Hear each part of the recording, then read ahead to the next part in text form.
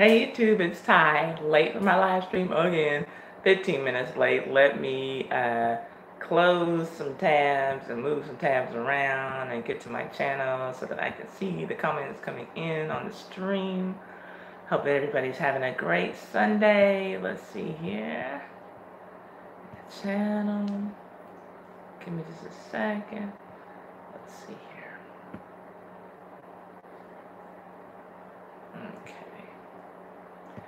Okay, I'm getting signed on so that I can see the comments come in. Hope everybody's having a great Sunday. Let's see here. Waiting on my computer. Running behind. Y'all know, I try to get here at 3 o'clock. It seems like something always happens right before I'm supposed to get on my live stream. And then I end up having to do something. But anyway, we're going to have some fun. Thank you for the thumbs up, whoever that was. Okay, I'm in there. I think we're set. So, first 5 minutes, like usual, are reserved for the YouTube channels who are in here. If you have a channel, let us know. Shout yourself out so that we can know that you have a channel. You're here supporting me, so I appreciate it. So I want to go and support you and have the people who are here supporting me to support you as well. So let us know what's going on with that. And then we'll get into the topics that we're going to talk about after that 5 minutes are up. So thank y'all for being here. Let's just wait. I guess we'll just wait to get some people coming in, talking in the chat. Say hi to me. Say who's here. Thank you for the thumbs up. Whoever gave it to me. Who's here? Where are you from? What's going on? What do y'all want to talk about? Because I will tell y'all this week, I do have our IDGAF game prepared. So we're going to have some fun with that. Somebody's going to win some money if they decide to take it. Because we had 2 winners last week. One person took her money. One person did not. But so that means this week we will start the pot with $10, and so we'll play for that once we get to the game. One of my coworkers helped me write the game yesterday. I had to work yesterday, so yeah, and y'all know I've been working on Saturdays, and typically on Saturdays I go in there, write my notes and everything. This week I did not, so we're kind of winging it this week. So we're just going to see what happens. I wish that y'all would say hi to me, whoever's here. That's just weird. But thank you for the thumbs up, though. I do appreciate it. So we're just going to wait. We'll give it the 5 minutes, and then we'll go on and get into what we're going to talk about. Let's see here. So, any channels in the house? Are y'all going to say hi? Thank you so much for saying hi to me. I mean, I know there are people in here, but like I feel like I'm talking to myself when I don't see any action in the chat. Is it Anaya Smith? Thank you. Thank you for coming in. Do you have a channel? Do you have a YouTube channel? If so, let us know. Let us know what the channel is about so that we can go and support you, because we appreciate you being here supporting me, supporting us. We got 2 more minutes before we'll just go straight 5 minutes. Then we got 2 more minutes and I'll get into the topics and what we're discussing today.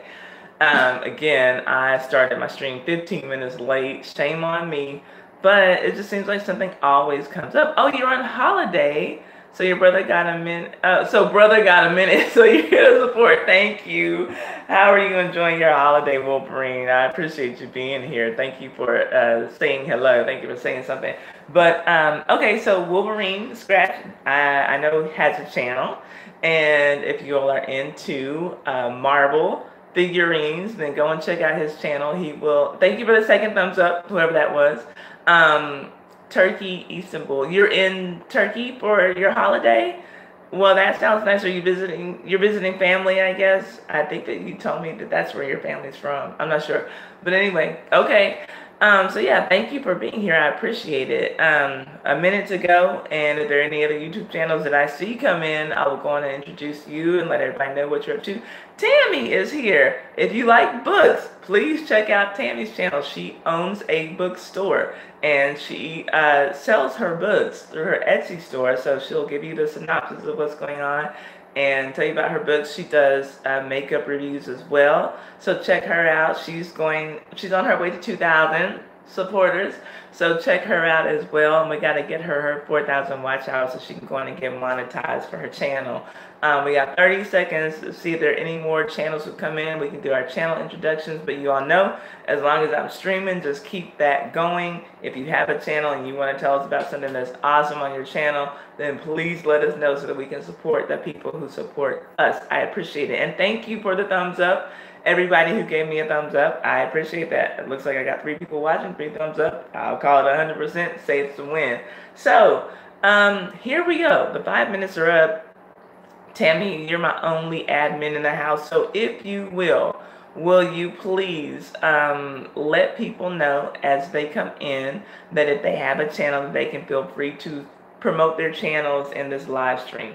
Y'all know that that's just something that I'm big on. I want to help us YouTubers grow. So here we go. Let me adjust this a little bit. Thank you, Tammy. I appreciate it. Okay, so again, y'all know I've been working on Saturdays, and I typically use my Saturdays, don't tell anybody. Thank you for that 4 thumbs up. I typically use my Saturdays to write my notes for this live stream so that I can come to y'all and just be super duper lit and everything. But this particular Saturday, my coworker was talking my ear off, so I didn't write a lot of notes. I had topics that I want to talk about, and we'll discuss them, but we'll kind of just be discussing them. I don't have like a lot of notes prepared, so forgive me. Hi, Akili, how are you doing? So this is either going to be a very short stream or a very long stream, but I just sit up in here and bullshit, and y'all bullshit along with me to help prolong this thing. But my coworker did help me write the IDGAF game. He pretty much found all the videos for it, so it's going to be on a different little tip, but still we're going to play it the same way that we always play it. So let me grab my water and I'll tell y'all what we'll be talking about, either briefly or we'll be rambling about it. Hey, Nate West, how are you doing, love? Oh, and I'm bringing y'all the review. I put it in the car, but y'all know the collagen peptides. I'm going to bring y'all that product review. I'm almost done taking my first bottle of it. For some reason, I was thinking it was 30 days, but it's 41 days. So let me cycle through, and then I'll show you. I already experienced a great deal of, I noticed that my new growth is a lot thicker, and my hair has grown a lot because what I do is cornrow my hair and then just throw my wig on or whatever. But when I took my hair down to get it rebraided, it like looked really good. Oh, congratulations, y'all. Hold up. We got a congratulations we need to send out to Nate West. We knew that she was going to take her real estate class, and she just said that, great, I just passed the final exam to my real estate course, and I'll be taking the state exam in a month or 2. So congratulations. Okay, so we have money moves going on in the live stream. Congratulations to you. Thank you, Achilles. Oh, okay, so well, y'all seen this. But this is my new little ring, just something, trying something out. Y'all know I love, ornate hand jewelry. I can't take anything like on my ears or my face or anything, but I like, to just thank you very much, Nate West. I appreciate it. But yeah, that's my new little, whatever. Did Ty say she's a lot thicker? We all know. I said my hair is a lot thicker. Let's see. Thank you, Tammy, for putting out that PSA for everybody who has a channel in here. I appreciate it. Okay, so this is what we're going to talk about today. Like I said, either briefly or not. We will talk about, hey, you're not ready 365. Thank you for being here. Okay, I know that we're already past the 5-minute mark, but that is a channel that's in the house that is very, very, very supportive of this channel. So please, if you like just to have the party going on, then check out You're Not Ready 365 and his wife, Mrs. LP, who support this channel a lot. Please check them out. No, I have not gone all Beyonce. This is all Taiwan.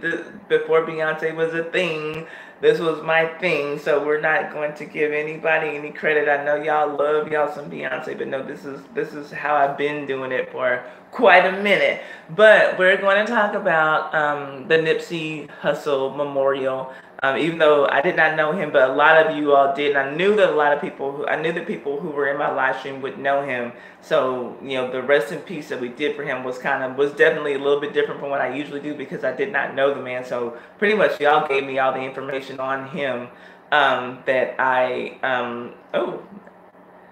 Oh, Achilles said she's at the emergency room. She said her dedication is real. Well, thank you. Are you okay? Are you there for someone else or are you there for yourself?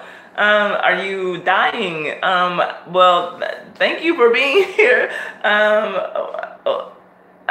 Thank you for being here. I don't even know what to say. Thank you. Hi, Doctor So and So. I don't know if you're with the doctor, and the doctor's looking at me too. But anyway, thank you for being here. That is dedication. That's the kind of dedication that I need. Oh no, side pain is moderate right now. Yeah, I hope that you're going to be okay. I'm glad that you're getting it checked out though. Don't let it get to anything serious, because those kind of things can end up like, you know, oh, we're glad you made it here because now we had to take out your appendix and you would have died if you'd have waited 2 more hours. So good. Yeah, go and get yourself checked out before something serious happens. So we're going to talk about the Nipsey Hussle Memorial. There was one particular comment that, if y'all know me, y'all know that that's what I'm pulling out of it, because I heard something really colorous that some idiot said at the memorial service, and it was just really ignorant. I'm like, they gave this Negro a microphone to get up there and say that. So we'll talk about that, and we will talk about Miss Wendy Williams, honey, because she apparently has filed for divorce. So y'all know I'm not the biggest Wendy Williams fan, but if she's getting out of a toxic relationship, then good for her. Even though I don't like Wendy Williams, I don't ever want to see any woman stay in a relationship that's toxic or abusive. So I'm glad to see her getting out of that. Hopefully everything goes, as smooth sailing as possible for her. And we have our IDGAF game, and the theme for the game is divorce and splitting up, since Wendy Williams decided to announce that she's getting divorced. So we'll play. The pot is starting at $10. And how we do this for anybody who has never played before, I start at $5. I put $5 in the pot, and that's what we play for. Hey, Rido boy, that is my ride or die, my day one ride or die, my live stream ride or die. I'm so thankful that he's in here. Thank you for being here. So if we get any super chats during the stream before we play the game, then those super chats will just be divided in 3. Obviously, Google takes their third right off gate, and then I will split. I'll get a third, and the winner for the game will get a third. And so what happened last week, we had money in the pot already, so we were playing for $10. One person took theirs, one person did not. So this week, same thing. We're starting with $10 in the pot, the 5 that nobody took, and then I put 5 in the pot. So here we go. So this is what we're doing today. Let me grab myself a sip of water and see if y'all are talking about anything before we move on to this first subject that I have nothing prepared for. Hold up. I might have to sing some songs today, y'all, because like I said, I didn't write my notes. But the game is ready. So let's see here. Hold on. What are y'all talking about? Okay, good. Y'all are supporting each other. Y'all know I love to see that. And Tammy is reminding everybody, if my moderators will please remind people or let people know when they come in, if they have a channel that they can feel free to promote themselves in this live stream, they can feel free to promote their channels. I love that. We want to support the people who come here and support us, so I appreciate that. Okay, so let's go on and get to it. Let me get my Amazon Fire tablet ready. Okay, so y'all know we talked about Nipsey Hussle dying last week, and oh, congratulations! Tammy is 81 subscribers away from 2K. Congratulations, that's huge. You're almost there, girl. Y'all, we gotta get Tammy some people over there. Send people to Tammy's channel so she can go in and get to her 2,000. Let's see.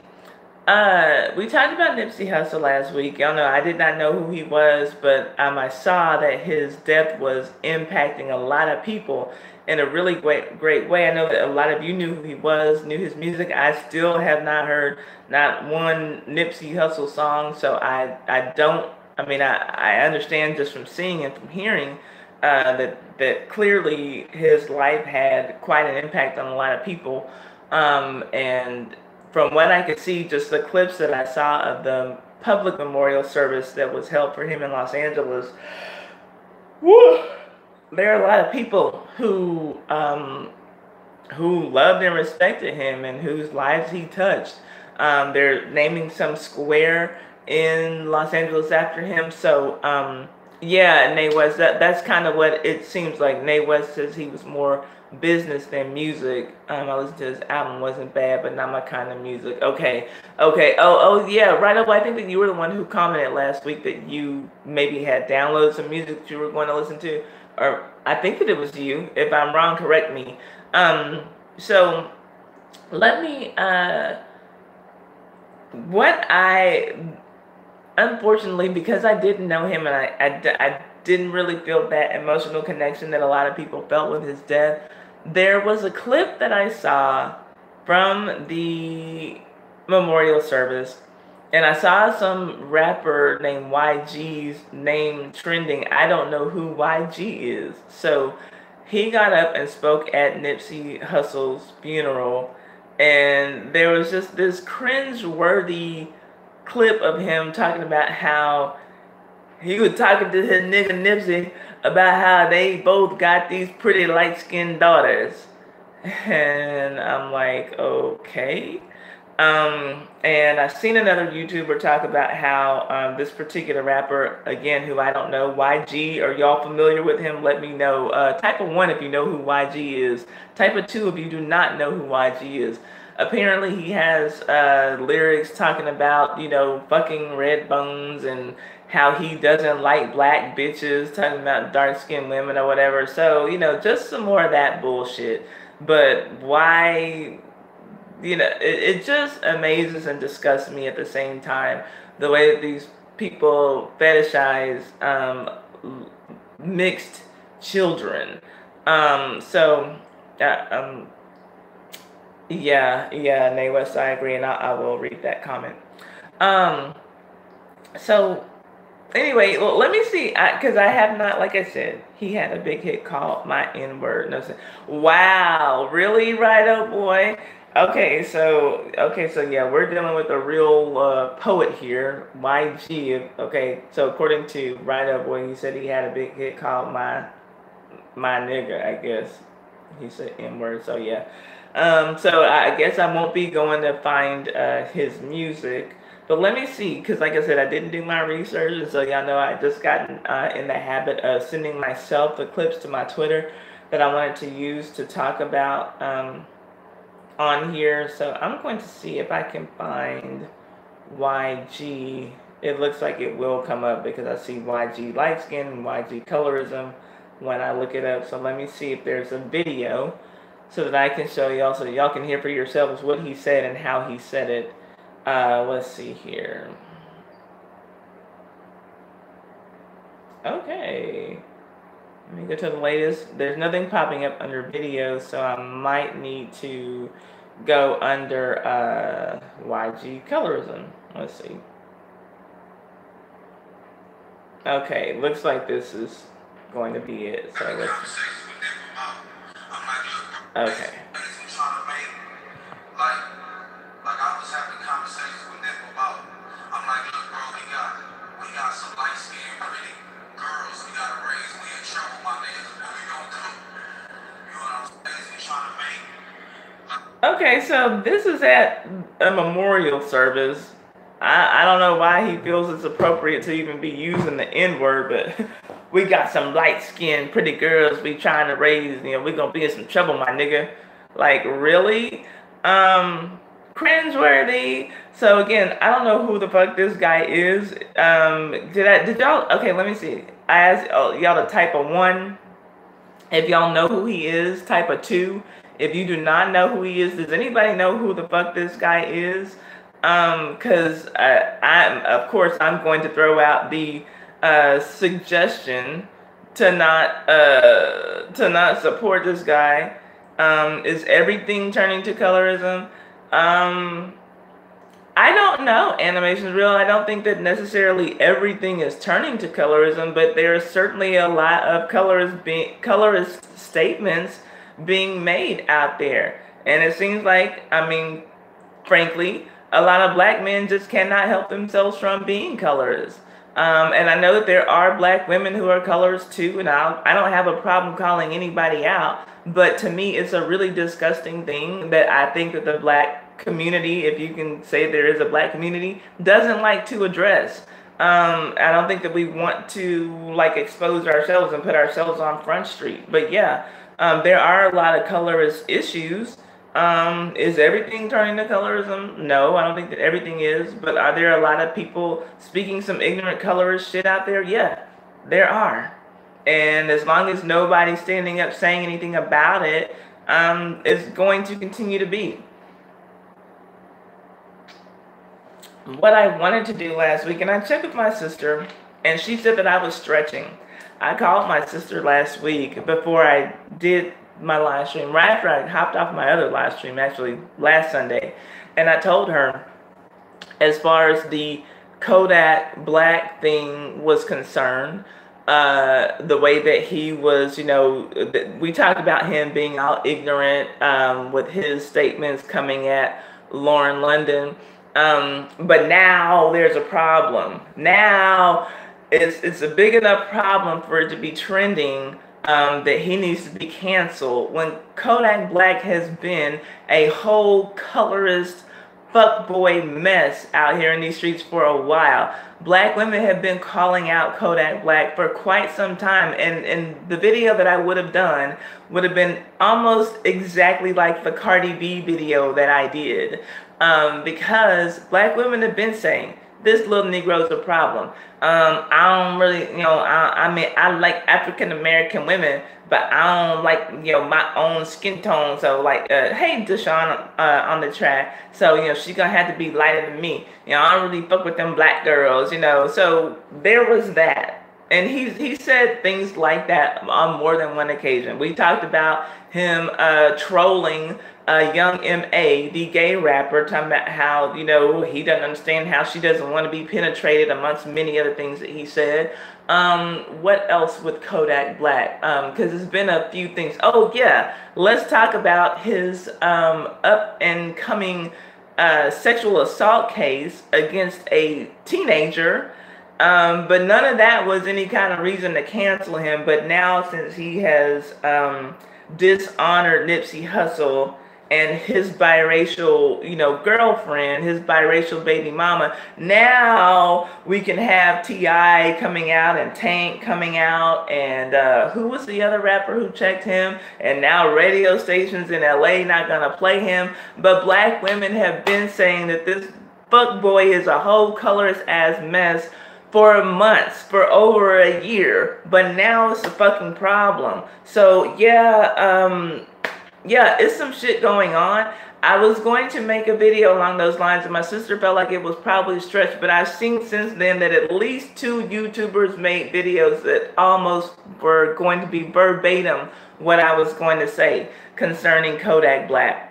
And so it's just interesting. Hey, Doron, how are you doing? It's just interesting looking at how things are coming out, and how, I feel like it's a definite sign that, as far as the black community is concerned, that black women are still pushed toward the bottom. We're pushed to the bottom of it, because we've been screaming, hey, y'all, look at Cardi B. She's fucking tripping. She's out here calling black women roaches.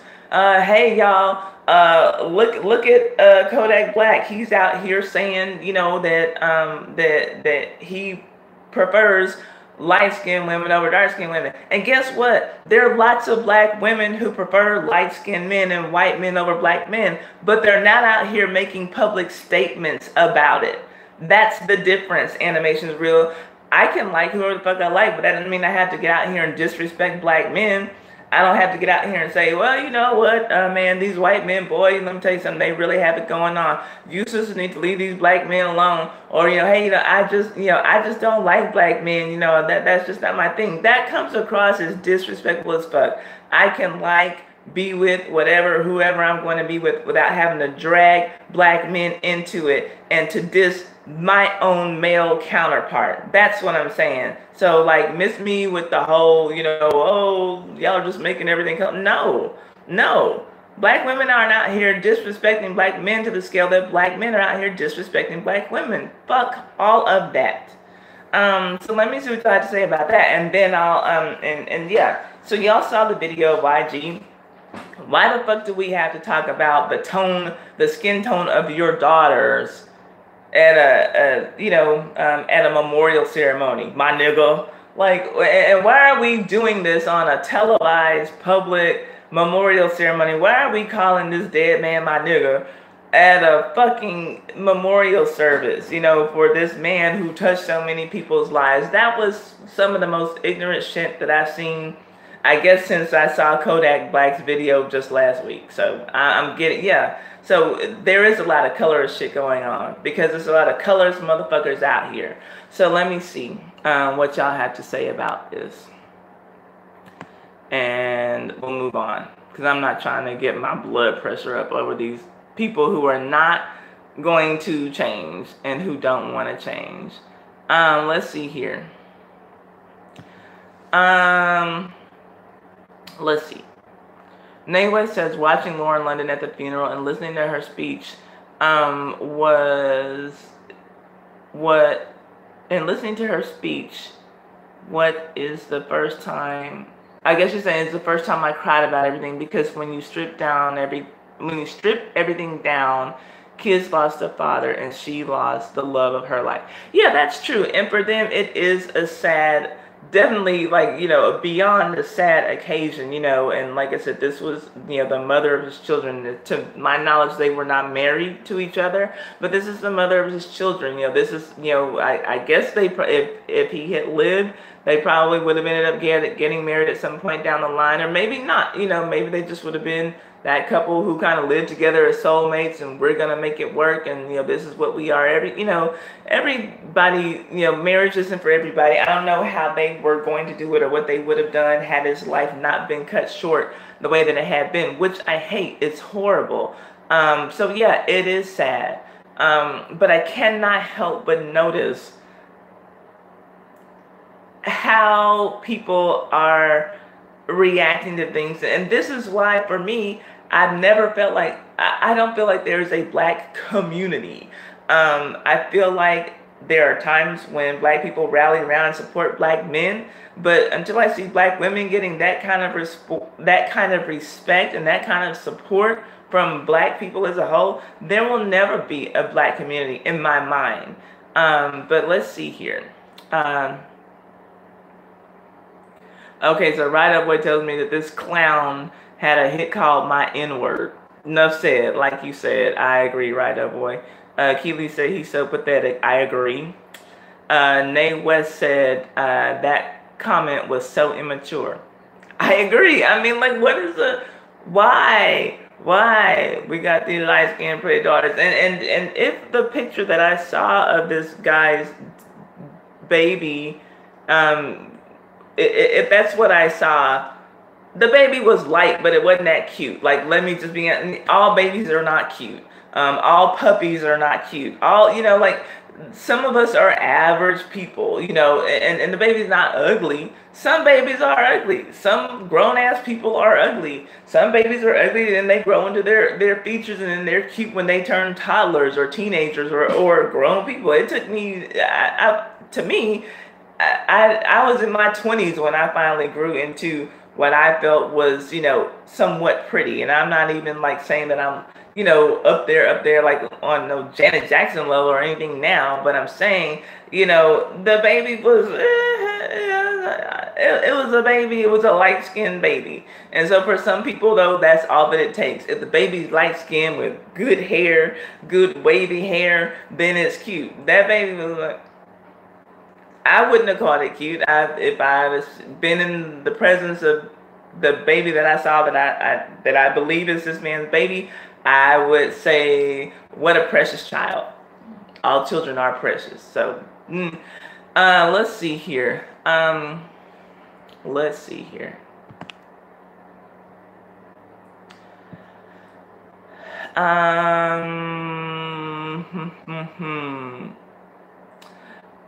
Let's see.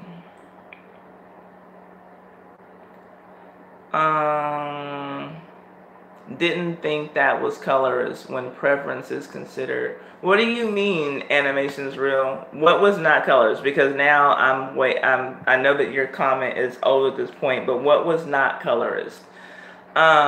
Let's see. There always has been colorism. It's just that people want to point it out and show you how ugly it is and how much it is affecting us, especially when we were kids. Yeah, I mean, it's always been there. It's always going to be there. It's always going to be around, and it does greatly affect people. It affects men and women. It affects young boys and young girls. I think that it affects them in different ways. But I think that for black women, it always affects them because y'all seen the shift. Like in the 80s, it was all about light-skinned men. Everybody was running around talking about they wanted an Al B. Sure or an El DeBarge, guys who look like that. Michael Jackson was about as dark as it went. Prince, and you can think of all these light-skinned men who were at the top of the sex idol polls or whatever. But then there was a shift, and it seems like late 90s, early 2000s, it became about the Tyson Beckfords, and Terry Crews comes to mind. But all these dark-skinned athletes and everything, and so for black men, they moved up. They moved up on the totem pole, and like they became elevated. Their image became elevated for dark-skinned men. And then like there's a thing where you see people look at light-skinned men as feminine or effeminate, and you see the little memes. When I was on Facebook, I would see them. When I was on Instagram, I would see them. Light-skinned men coming into the club like XYZ, or dark-skinned guys coming to the club like XYZ, and like the dark-skinned thing was always more masculine or whatever, and the light-skinned men looking damn near gay or whatever. And so yeah, it affects them both at childhood. Dark-skinned little boys and dark-skinned little girls. But in the current climate, dark-skinned men, they're being praised, in adulthood, but dark-skinned women are not. And so, tell me, let me know if y'all have ever heard a celebrity black male praise the beauty of his dark daughters just because she's dark. Because she's dark. I had this beautiful dark-skinned daughter. Let me know if you've ever heard that. I haven't. And that's not to say that it hasn't been done. I obviously don't catch everything going on in pop culture, but I'm just curious. Have y'all ever heard that? Let's see here. Hey, y'all. Texas is straight in the live.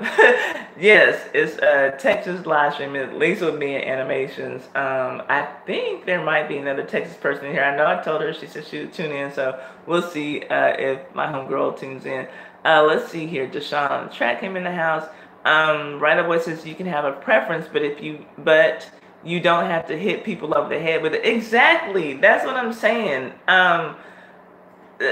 Yeah, and I don't understand how people don't see that that's an issue. So I'm still waiting to see, and I probably am still going to be lost on animations coming. I don't know if he's replied to my question or not. I just kind of started going off on a tangent, so I'll get back to it. But let's see here. Nay says I'm light skinned and my sister is dark skinned. We have lived completely different lives under the same roof. Okay, I'm trying, y'all. Okay, y'all know I can read, but I know sometimes we type and we get excited. But yeah, she says we have lived completely different lives under the same roof. I believe it. I 100% believe it, Nay West. And if you care to go into detail with what you mean by that, I'd like to hear it, because that's going to help me prolong this stream, since y'all know I didn't really do my notes the way I was supposed to. But let's see here. Hold up. What else do y'all have to say? Hold up. Hold up. I should have used my mouse. Hold up.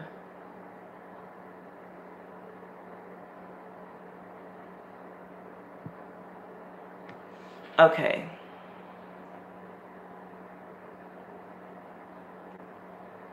Thank you, Deron, asking everyone to not forget to smash the like button. If Deron Provost, he's still in here. He does some TV shows, some TV show reviews on his channel as well. Tammy says, I wish everyone would wake up colorblind towards people, so this would just stop. That would be a beautiful thing to have happen. Hi, Happy Lux. Thank you so much for being here. Thank you. I appreciate it. That would be wonderful, Tammy. And, you know, in some utopian fantasy that could happen, but, you know, it's just not going to happen. It's just not. I wish that would be wonderful, but it will never happen. Let's see here. Keely says she agrees. I don't know what you agree with, but you're correct. Let's see here.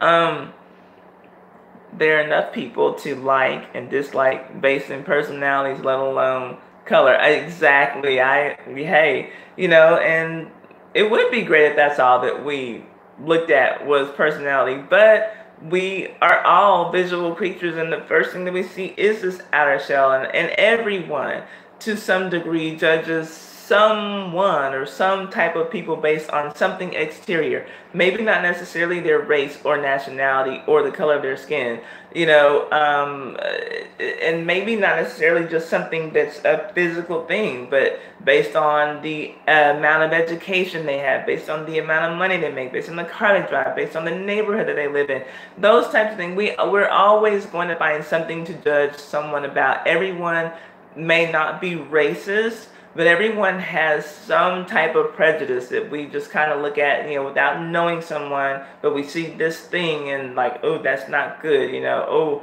you know, she's wearing those booty shorts, she must be ratchet, you know, things like that. We all have things that we just look at and we make a judgment. We all make judgments.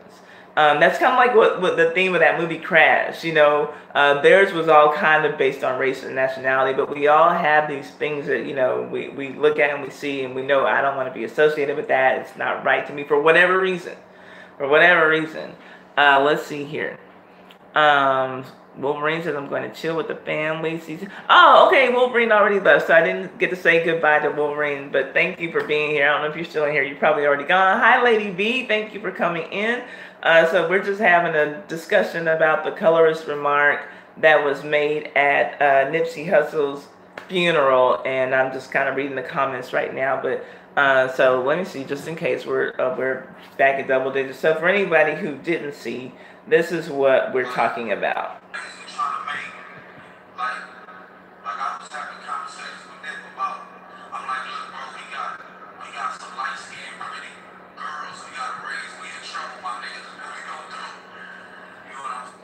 Okay, some ignorant ass rapper who, according to Rido Boy, had a hit song called "My N-Word," took it upon himself during Nipsey Hussle's televised memorial service to talk about the light-skinned pretty daughters that we gotta raise, my nigga. And so I just thought that was ignorant as fuck, colorist as fuck, immature as fuck, and so that's what we're discussing. Let's see here. Yeah, saying the N-word at the funeral, really, exactly. And that wasn't the funeral, but you know, that was the one that the public will get to be a part of, so ridiculous. Hey, Funday. Yeah, I don't know who the fuck YG is. I asked everybody if they know YG, to type a 1. If they don't know him, to type a 2. I think that Animations typed a 1. He knew him, and Rido Boy let us know that he's the one who had the song called My N-Word. So, yeah, I don't think I'll be looking him up after this. But thank you for being in here. Wendy has a gaming channel, y'all. For those of y'all who like gaming, gaming streamers, check out Wendy. Let's see here. Yeah, I never heard of him before this either, Keely. Let's see here. Rido Boy says he looked drunk. Let's see. I'm trying to catch up with these comments. Animations Real said had a combo about colorism with the family. You mean with your children, or like just with your parents? What was the conversation, Animations? I'm curious. Duran says black community is messed up and we need so much healing. No amount of reparations won't fix it. I do agree with that, Duran.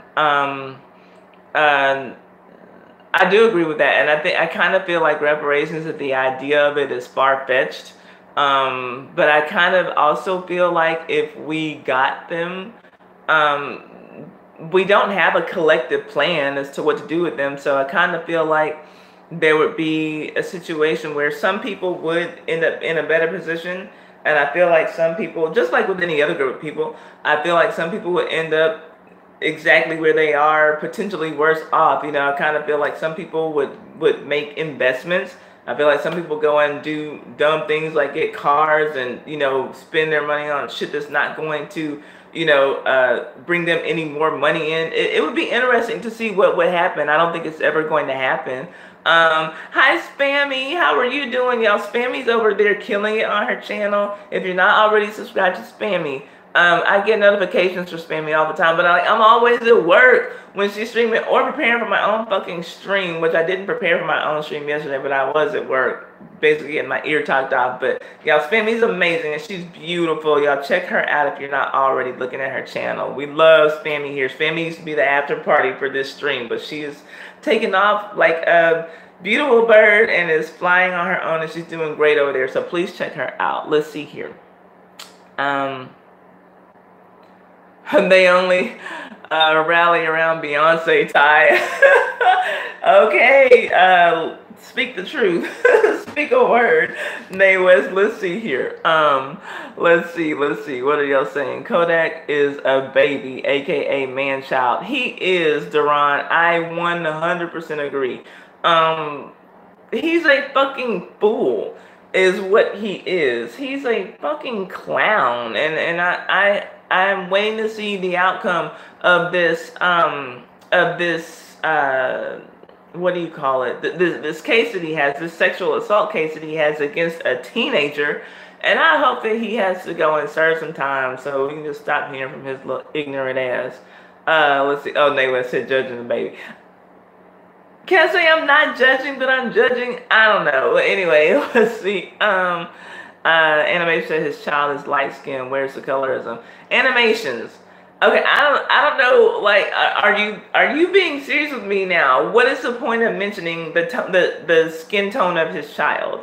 Likely, let's say Uno and I get married, and I come on here just saying like, oh my God, y'all, you know, look at my baby, look at my light skinned baby. Like, why would I not just say, look at my baby, it's so cute. You know, she has, you know, her dad's eyes, she has my nose, whatever. I would feel away. And the child would likely come out light skinned. But how the fuck would I sound coming on here? And I have an audience that has all kinds of people, but there are black men in my audience, and I'm sitting up here bragging about how light my child is because of its white father. I don't see how you don't see a problem with the animation reel, and you're not dumb. You're actually very intelligent, and so I feel like you're like not trying to get it. I feel like you're playing dumb with me right now. I really feel like that, or you're antagonizing me to try to make me stay on and talk. But I don't feel like that. I don't feel like you don't know. I don't feel like you really don't see the problem. Duran says, what's good hair? All hair is good when you wash and take care of it. And I agree with that as well, Duran. That's something that I hate hearing. Ooh, she got that good hair, that light skin. When I hear that, I'm like, okay, what plantation am I on right now? Because that's literally something that slaves used to say. Because they didn't have a vocabulary to express that what was good was what was closer to their master. And what made that hair good was that it wasn't like the field slaves who didn't have access to clean drinking water, to good food to eat. That it didn't, because they had this type of hair and the type of skin that they had. Antagonizing might have been a strong word, animation reel, but I do feel like you're playing dumb. I feel like you know exactly what I'm talking about when I say that. That was a colorist comment. I know that you're smart, and as pro-blackity black as you are, I think that you get it.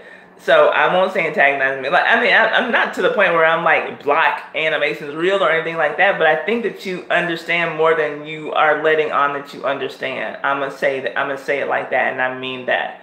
But yeah, when we talk about good hair, that's something that slaves didn't have a way of verbalizing and saying, well, this type of hair and this type of skin that's more like the master's is going to give this child access to, again, clean water to drink, better clothes to wear than the field slaves have, better food to eat than the field slaves who were eating out of a trough like pigs.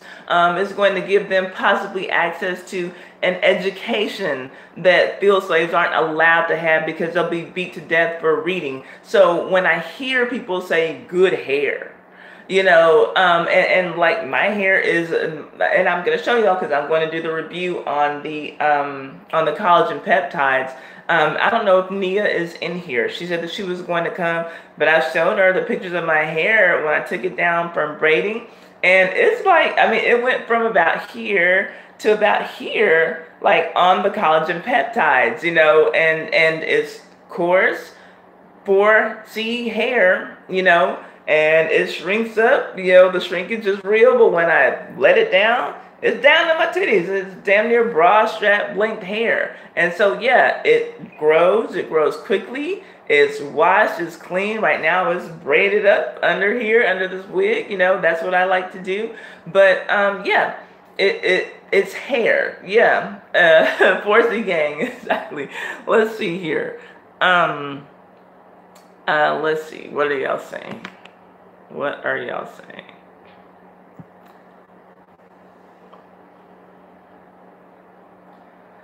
Exactly. Nay West, okay. And I don't know if you saw her comment, Animations Real. She said it doesn't really have to do with his daughter, with his child being light-skinned. It's just that he promoted her being light-skinned as something of a higher quality.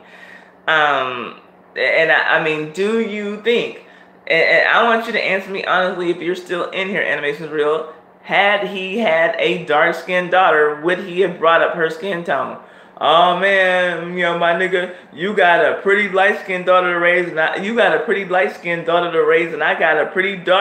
daughter to raise, man, we're gonna be in some trouble. No. And Animations Real, the thing is, we already know he's colorist from his lyrics, talking about how he does not fuck with dark women, talking about how he likes to fuck red bones. So we already know that he's colorist. So we're not going to play those games today like we don't know. We're not going to, be, Stevie Wonder to this bullshit. We're not doing that here. I think it's odd that we care so much about babies' looks anyway. Let them, I guess, grow into their looks first. I agree, Rido Boy. I agree. Let's see. Now dark-skinned men and women getting love. Heck, getting movie roles. I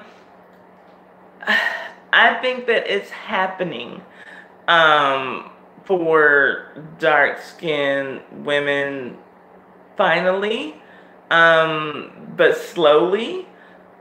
But I think that it's always been around for dark-skinned men. I think that maybe for every dark-skinned actress I can name who's really doing it big, maybe I can probably name 3 to 5 dark-skinned men, who've been out there kind of getting love.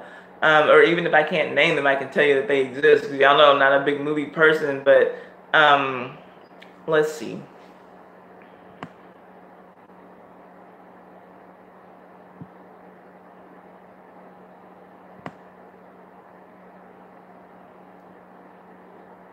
Let's see. Okay, I'm trying to get to where we left off. Okay, so Animations Real his comment was to Nay West, so I won't read that one. Dark-skinned women seem tough. Think of 50 Cent Bodyguard. Dark-skinned seem tough. You didn't say women. I put women in there. I put a word in there that was not there, so scratch that. Dark skin seem tough. Think of 50 Cent Bodyguard types. What are you talking, men, Duran? It's so weird, right? A voice says, not for it to be seen that way by others. He could have just said, we have beautiful daughters to take care and left complexion out of it. Yeah, but okay, so Nay West and Animations Real are having a back and forth about this comment, which it is colorist animations. That's just, it is what it is. The man is colorist. Let me see here. Hey, just in case, I see just in case came in. Let's see. I have not, but I sure heard it at least 100 times in favor of light-skinned babies. Okay, so I'm guessing that's right. No boy answering my question. And if anybody has an answer, just let me know if that's the question you're answering, because I'm trying to catch up with all the comments. Have you ever heard a celebrity, a black male celebrity, say, "My daughter is so beautiful because her skin is so dark. Her dark skin is just so beautiful. I'm raising this beautiful dark-skinned girl"? If you've heard it, let me know. I'm not saying that it hasn't happened, but I am saying that I've never heard it. Let's see. I have not, but I sure have heard it. Okay, so let's see. It also mainly girls that they say it about, which is also weird. Well, yeah, and I think that that's because it's still good. Like they're dark-skinned boys, like I said, they do deal with colorism when they're little boys. But at the rate that things are going, the way that men are promoted, the way that dark-skinned men are promoted, it's good for them when they're men, because their sons, are going to be looked at as the masculine, maybe sportsman type, manly men, alpha male type men. They're not gonna be looked at like sissy light skinned boys. So it's okay for their boys to be dark. They probably like that. Let's see here. Thank you for the love from Luxembourg. Happy Lux, I appreciate it.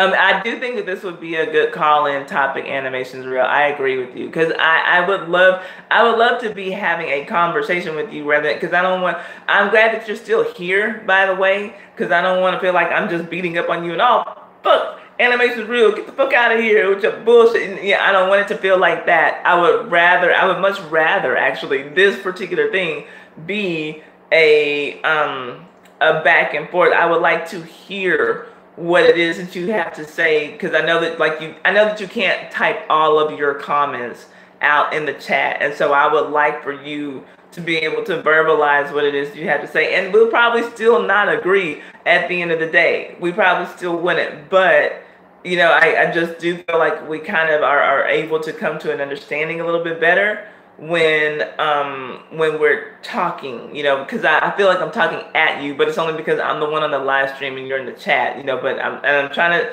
to read all of your comments to me. I see the back and forth that you're having with Nay West, and y'all have things going on, so I don't want to do all of that. But I would love to have this conversation with you, because I fuck with you quite heavily. So it's not like I'm just fuck him, fuck Animation Real. He's I don't feel like that. This is just a point that we are not agreeing on. But I would like to hear what you have to say. I would love to hear what people have to say about it. So it sounds like I guess type of 1 if y'all think that this should be a call-in topic. Type of 2 if you don't. Let's see here. Yes, Duran reviews shows like I think it's called Love After Lockup. He said Lock After Lockup, but I know it's Love After Lockup and Bridezillas. And there's another show that Poetry said that you're reviewing. Let's see here. Oh, Journey, did I say hi to you? Journey's in the house. Okay, so she's saying that this would be call-in topic worthy. This would be interesting. I want to hear what people have to say. Let's see here. And thank you, Tammy's letting y'all know if y'all have channels, please come in and promote yourselves. Journey also has a channel. Let's see. Real has to leave the colorism issue alone. Don't get it. Real, I'm not gonna believe you don't get it, but okay. If you say you don't, then you don't. But as much as you're on your blackety blackness, I think you do get it a little bit. And you don't have daughters, so it could be, maybe, for girls it's totally different. So it could be. But let me see. People always hate each other over trivial things like hair color, skin color, which changes. Let someone have a health problem or getting old, it all changes it. Amen. That is so true. That is so true. Let's see here. And then Lady B came in the house. People can't see the heart, so we all see the outer. Absolutely. You know, and we based on the things that we see, the things that we might hear about someone, the things that we know about someone, it doesn't have to necessarily be on their person, but we do judge. We all do. We all do. Let's see here.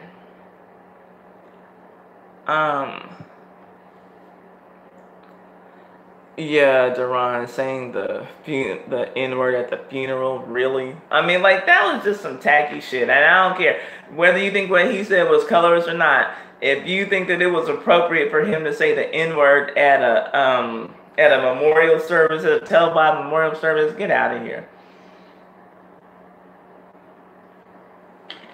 I thought you honored the one who dies. Right. And I mean, some people, you know, some street people, that's just like what they do and don't think anything twice about it, but that's just tacky as hell. Right Boy said he looked drunk. I don't know if he looked drunk or not, so let's see. I never paid attention to that. I just know he sounded ignorant. I wish he had been drunk, but he would have said that shit sober.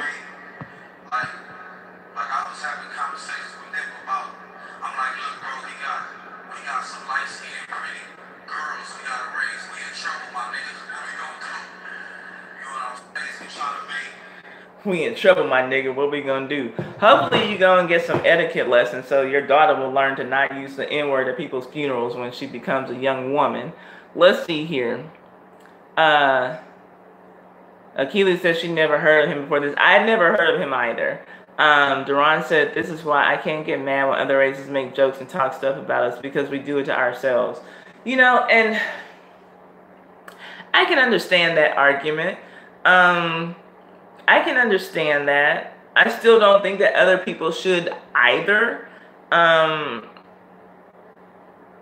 I can understand where you're coming from. I do see your point. I do wish that black people would get to a point where we stop calling each other the N-word as a term of endearment. There's nothing endearing about being a nigger with a hard E on the end or nigga with an A on the end. There's nothing endearing about that shit. I use the word when I'm doing a story and it's in context of a story that's coming up, but in my everyday life, am I like, ooh, let me call my nigga so we can go and hang out? Like, hell no. If I do use the word in real life, it's not as a term of endearment. Yes, I do believe that N-words exist. I don't like to use the word, but they exist. But when I'm saying it, it's because there's some people acting like N-words. It's not because like, oh yeah, oh, me and my niggas, we going and hanging out. Me and my niggas going out of town this weekend. Like, no. If that's really what I think you are, you stay far, far the hell away from me. Like, I don't, no, like, no. I don't want that around me. I don't want N-word energy around me. You know what I'm saying? And so, like, I do wish, Duran, that we could get to a point where we stop using the word, where we, stop becoming comfortable with that word, and letting everybody else use the word, and call us that word, and, call each other that word in our presence or whatever. I'm still disheartened to this day at the way that Chris Rock sat up there and let Ricky Gervais and that, sexual misconduct as comedian, whoever the fuck he was, use the N-word back and forth in front of him like it wasn't anything. And it took Jerry Seinfeld, the white Jewish comedian, to say, you guys, no, this isn't right. Like, why? And I love Chris Rock, and that's like, that damn near broke my heart. I love Chris Rock. Like, somebody asked me on here before. Hi, KCD Toxic. But somebody asked me on here before. Tammy. It was Tammy who asked me before if I could interview, just one person and have a sit down with them. Who would it be? Without hesitation, I said Chris Rock. I've admired his comedy forever, and I think that as far as being in the entertainment industry, and I've been a dancer, not a stripper, a dancer. I toured with the dance company, but I think that as far as anything that you can do entertainment-wise, be a model, a dancer, an actor, an actress, whatever, a singer, I think that being a comedian must be the hardest thing in the world, just to be a stand-up comedian. No props, because I think prop comedians are retarded, but just to get up there on a stage with nothing but a microphone and your memory and make people laugh, like, that's it, like, that's your job. I had a fucked up day, make me laugh. And Chris Rock could do it for me like no other comedian. And so like easily, like without a doubt, I'm just like, Chris Rock, that's who I want to interview. And then like, I don't know how many months it was later, like what, 3 months later, here's this. And it's like, are you kidding me, Chris Rock? Like, this is what we're doing, you know? And so like, no one will sell me on the fact that the N-word is a term of endearment. Maybe, and I've said this before, maybe when I hear white people start calling each other honkies and crackers or whatever as a term of endearment, or when I hear Latinos start calling each other wetbacks as a term of endearment, and when I hear Asian people start calling each other chinks as a term of endearment, then I can accept that, oh yeah, okay, we're just niggas, those are my niggas and it's all good. I won't though. I know that I won't. I know myself. It's all just stupid. But for whatever reason, a lot of us have fallen for the okie doke, and yeah, so let's just, yeah, my niggas, it's all good because I love them. That's why I call them my niggas, because I love them. They my homeboys, like, really? Okay. Okay. Anaya's whipping her kids and bowling. Very fun. Let's see here. Thank you, Duran says that if you want to send funds to me, I do have a PayPal, and I also have a super chat. So if you do send me anything, let me know, because we're going to play IDGAF. We are playing for cash. Right now we have $10 in the pot. If I get any super chats, we're splitting them in 3. Google gets their third, I get my third. The winner of the game will get their third. If y'all, same thing for if we do a PayPal donation, let me know so that I can add that money to the pot before we get to the game. So let's see here.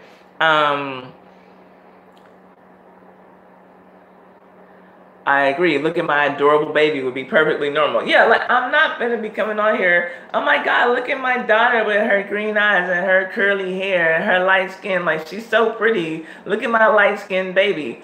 Like, when do you ever hear black people like, look at my brown baby. Look at my dark skinned baby. No, it was said for a reason, and it was said because he's colors. But Animations Real he doesn't get it. He says he's gonna leave the colors and conversation alone because he doesn't get it. So he don't get it. It is what it is. It is what it is. Let me see what y'all are saying.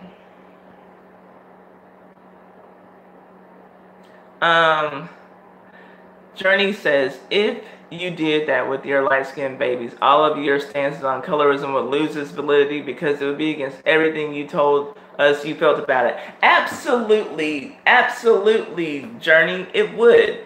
It would. I come on here talking about a light-skinned baby, like, oh my gosh, like praising my child because it's light-skinned. So therefore, since I have this light-skinned baby, y'all should praise it too because it's light-skinned.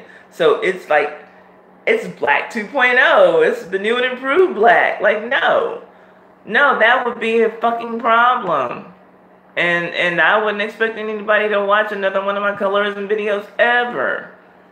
Just say hair is nicer. I love what you do to your hair. I feel you, Duran. Like, I feel you. Yes, and Nay West knows about the shrinkage gang. The shrinkage. She's 4C gang, so yes, ma'am. Lady B says it's a black woman. I know that good hair means easier to comb, not as coarse as kinkier texture. In my opinion, kinky hair isn't bad, just a little more work and patience needed. Yeah, that's and I mean, like, we all, unless we're going to play dumb, we know what people mean when they say good hair. But there's a lot that comes with that.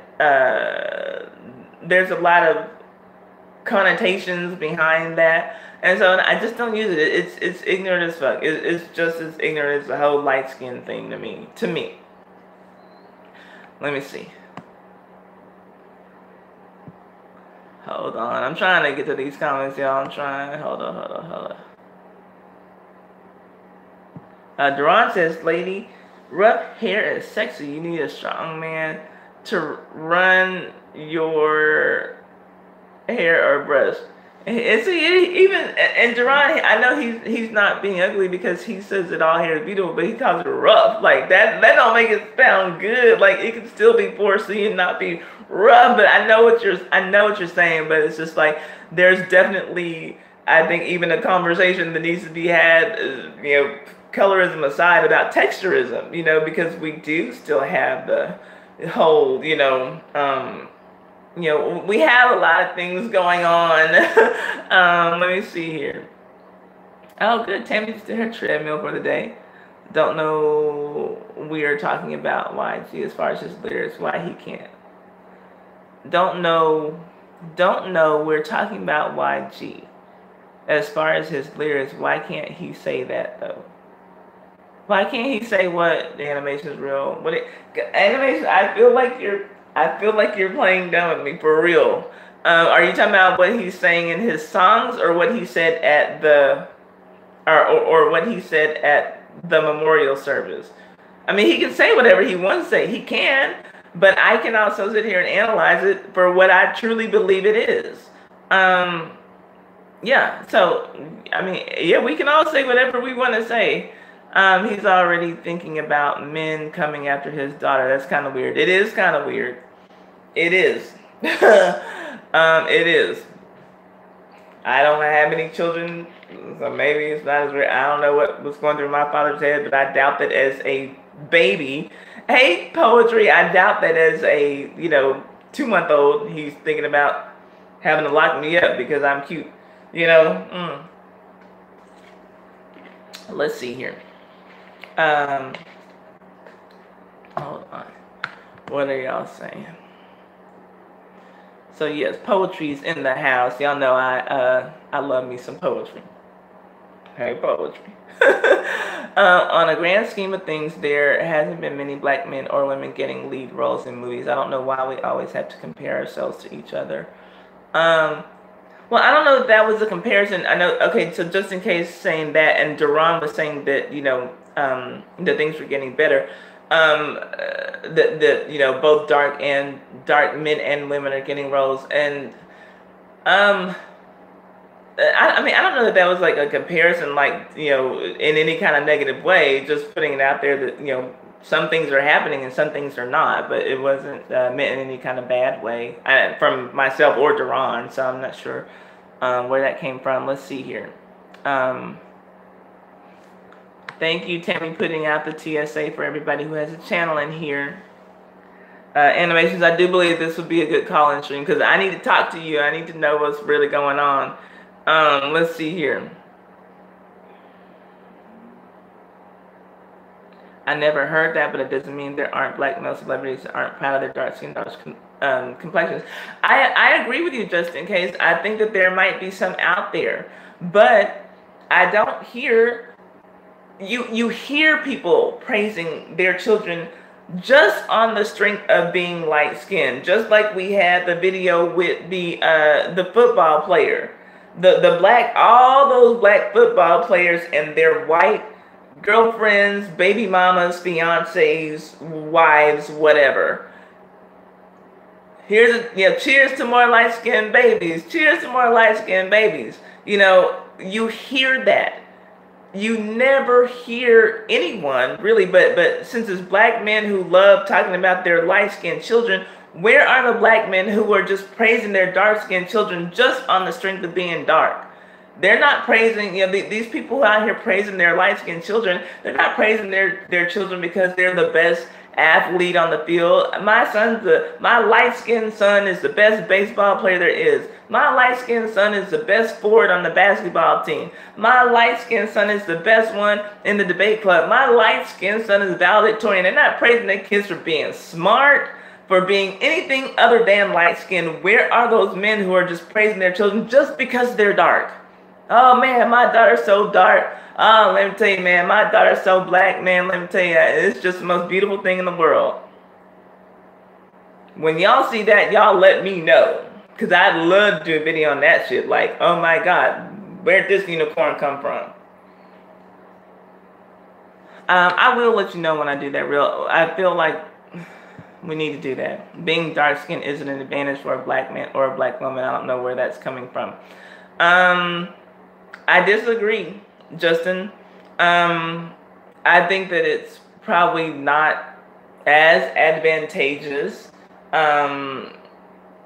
maybe necessarily as being a white man, but definitely being a dark-skinned man, at least as far as, I I would say at least as far as entertainment promotion is concerned, black men, dark-skinned men are getting the good end of the stick with that.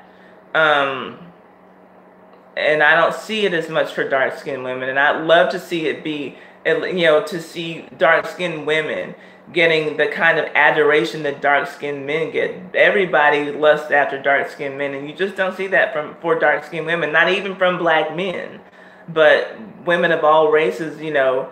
Who hasn't, said something, sexual about Tyson Beckford, or, and I say Terry Crews because I have a crush on him, but there's lots of, even dark-skinned men who don't look that good get to be sex symbols, but dark-skinned women have to look like Kenya Moore or Amara La Negra before, they even, get on somebody's radar.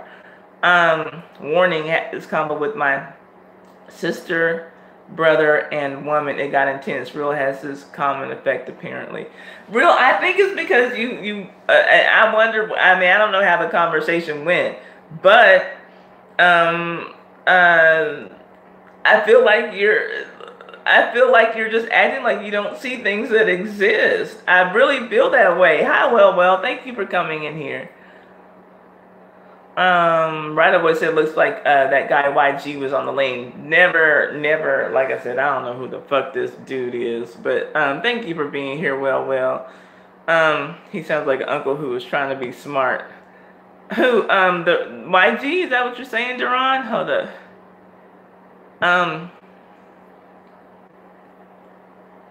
Casey says she hears some power up in here. Let's see here.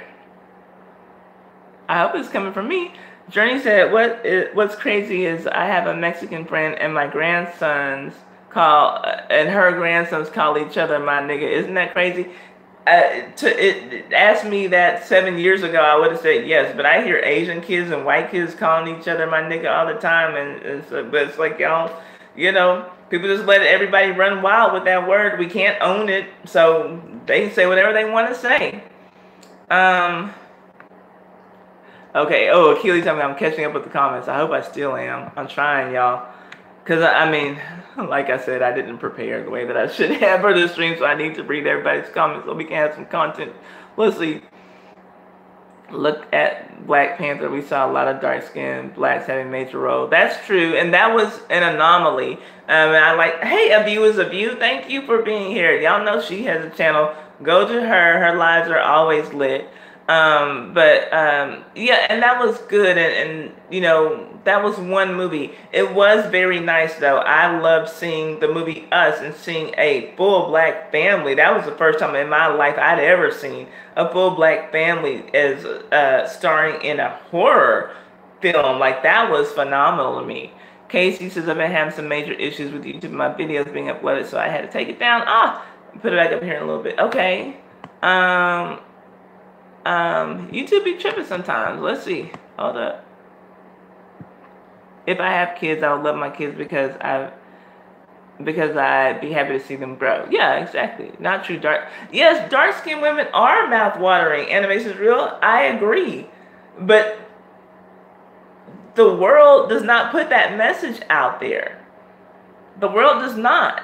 How many rappers do you hear rapping about, a dark-skinned, chocolate, Hershey's tone woman versus how many rappers you hear rapping about a yellow bone? I don't fuck with dark, but I don't fuck with black bitches. Give me a red bone. How often do you hear that shit? Be honest with me. I know that dark-skinned women are good looking. There are dark-skinned women who look pretty. There are dark-skinned women who don't. There are brown-skinned women who are good looking. There are brown-skinned women who are not. There are light-skinned women who are gorgeous. There are light-skinned women who are not. There is no, litmus test as far as what your skin complexion is. That doesn't determine whether you look good or not. And there's beautiful and there's not so hot in all the skin tones. And so, yeah, I realize that. I know that. But where's that promotion? Where's that all these guys who are just talking about how they are just thirsting after all these dark-skinned women? Where are they? That's what I'm asking. Say a celeb came out praising his dark-skinned daughter. Wouldn't he then also be considered colorist? If so, then what is the satisfaction point when we feel no more colorism? I don't know if that would be considered colorist because, okay, that's like, okay, if you're gonna ask me that, Journey, I think that the best way I can answer is with another question. Would it be considered racist if a white male celebrity came out talking about how white women are the shit, and then in turn a black male celebrity came out and said that he felt that black women are the shit? Would that be considered racist, since black women fall at the bottom of that structure, to elevate them amongst people who were already elevated just because of the system? I would say that no, that's not. That'd be someone saying that, hey, y'all overlook these people. I think they're beautiful. And I don't think that we'll ever not feel colorism. I don't think that point is ever going to come. But I don't think that one person, if that were to happen, I don't think that one person praising his dark-skinned daughter would bring us to that point where we don't feel colorism. But I just don't. I think that's like a far-fetched dream to just not experience it.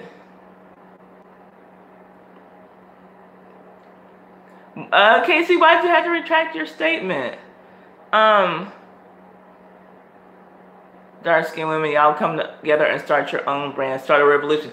I'm glad that you mentioned that, Deron, because you did get me to something that I'm going to talk about. There's a lady on YouTube named Chrissy who started a magazine called Divine Dark Skin, y'all, and she features dark-skinned women only in this magazine. She's someone out here who talks about colorism all the time, to the point where people are like, Chrissy needs to shut up about colorism. But here's somebody who's not just complaining about, oh, they don't like us. She put her money where her mouth is, and she created something, and she gave dark-skinned women a platform of their own. So my hands off to her, and this magazine is amazing. So I do want to talk about some things in that magazine. But yeah, I think that that's what it's going to have to be, because as a whole, people are not checking for dark-skinned women like that. Casey says, I have to completely agree with you. I believe as a black woman and dark-skinned woman, I haven't got hit on as much as other women do. And also getting the jobs that other people do, I've had to work hard. I'm not saying that I haven't had relationships, but it's been extra hard as a dark-skinned person growing up in the United States. We are praised more overseas than in the U.S. That does not surprise me. And I'll tell you, even me, I feel like my skin tone is like right in the middle. I'm brown, medium tone brown skin, or whatever you want to call it. And I've been out with friends who are darker and had some weird fucking strangers at a club, tell me, that I look good, but my black friend, your dark friend, whatever. And it's just like, really? Like, okay. And I have like some beautiful, very dark-skinned friends, but there are some people who just won't see it because they just automatically can't get past the dark skin. But I mean, I have some beautiful dark-skinned friends, but I've heard some guys, and it's been black men, who've just said some off-the-wall fucked up stuff about my friends because they are dark, and I'm sure that, like, if I were out with a group of friends and I'm one of the darker ones, my lighter skinned friends would probably get chosen over me. Typically when I've gone out with black friends, it's always been, like a mix of skin tones.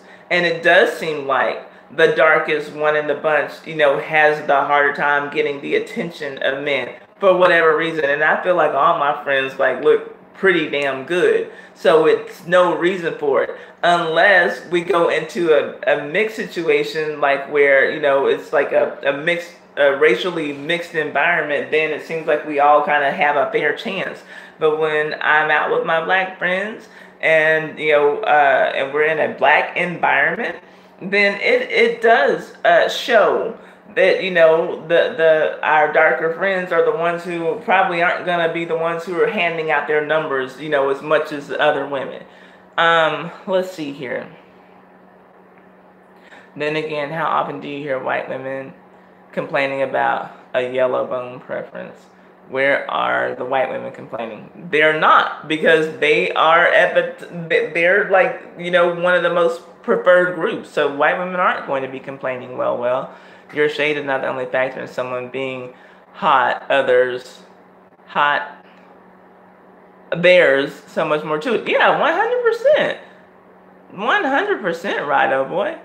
Let's see here.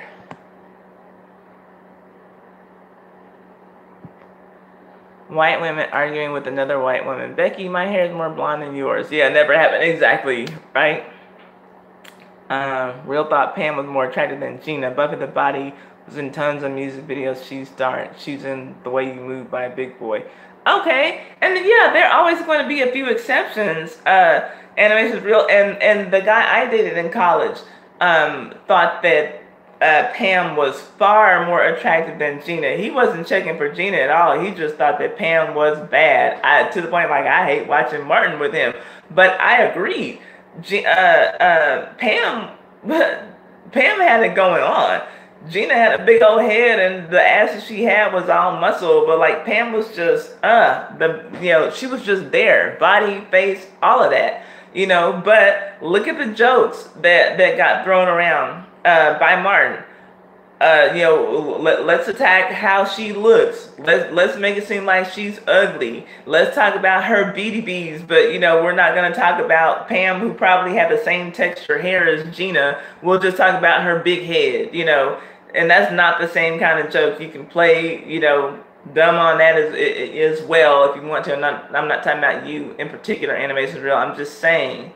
But yeah, look at how they played those two. Look at how they played those two. I never, and I stopped watching Martin before it went off the air, for seasons before it went off the air, because it was funny at first. My favorite episode was the one with Tommy Hitman Hearns, and all those bumps on his face when he got out in the boxing ring with him. There were things that I liked about Martin, but when I got a little bit older and a little bit more mature, there were things that I noticed is like, no, this ain't right. So no, I don't appreciate that. Ty, I get that. I think I wanted to know when we, as dark-skinned women, would be able to feel some type of vindication from the colorism. Oh, okay, I got you. And I feel like it's not going to come unless like there's more things like what Chrissy's doing with Divine Dark Skin. I think that you're going to have to take it into your own hands, and then other black people are going to have to stop acting like it's not an issue, like it's not just something in your heads. It's going to take other black people recognizing that this is a problem, that this is something that we've been overlooking, this is something that, we've been pretending like it doesn't exist, and so we're going to have to address it. So, no.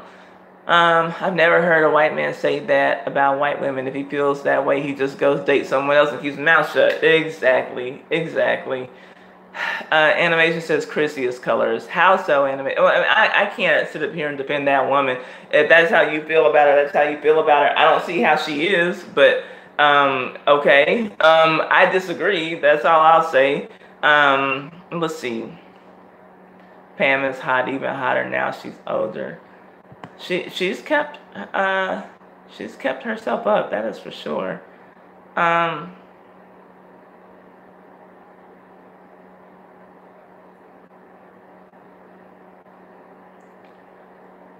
Let's see. As the world turns, everyone gets insulted. Miss people too. Yeah, all people get insulted. All people do get insulted. To the degree that dark-skinned black women get insulted, no, I'm not buying that. I choose women with a pretty face, legs, and personality. Okay, that's nice.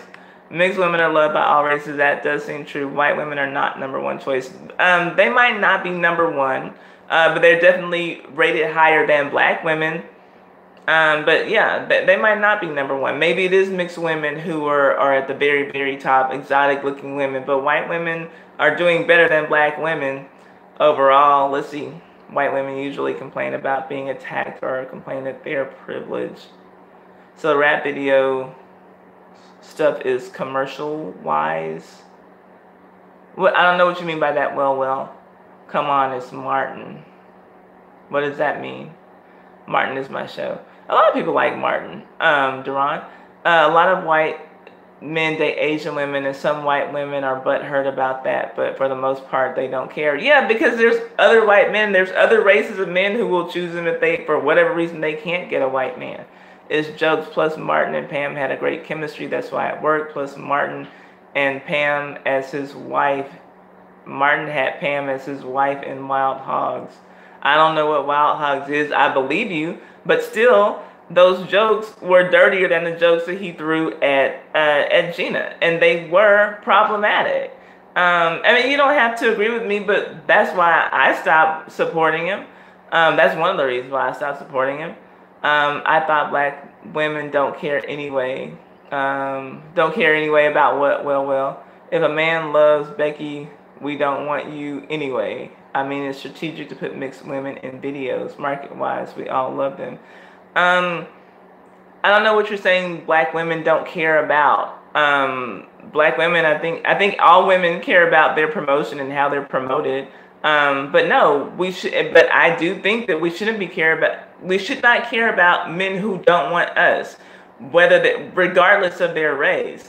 And that's why I think that black women as a whole need to expand their options and not only be focused on dating black men who seem to prefer black women less than any other group of women.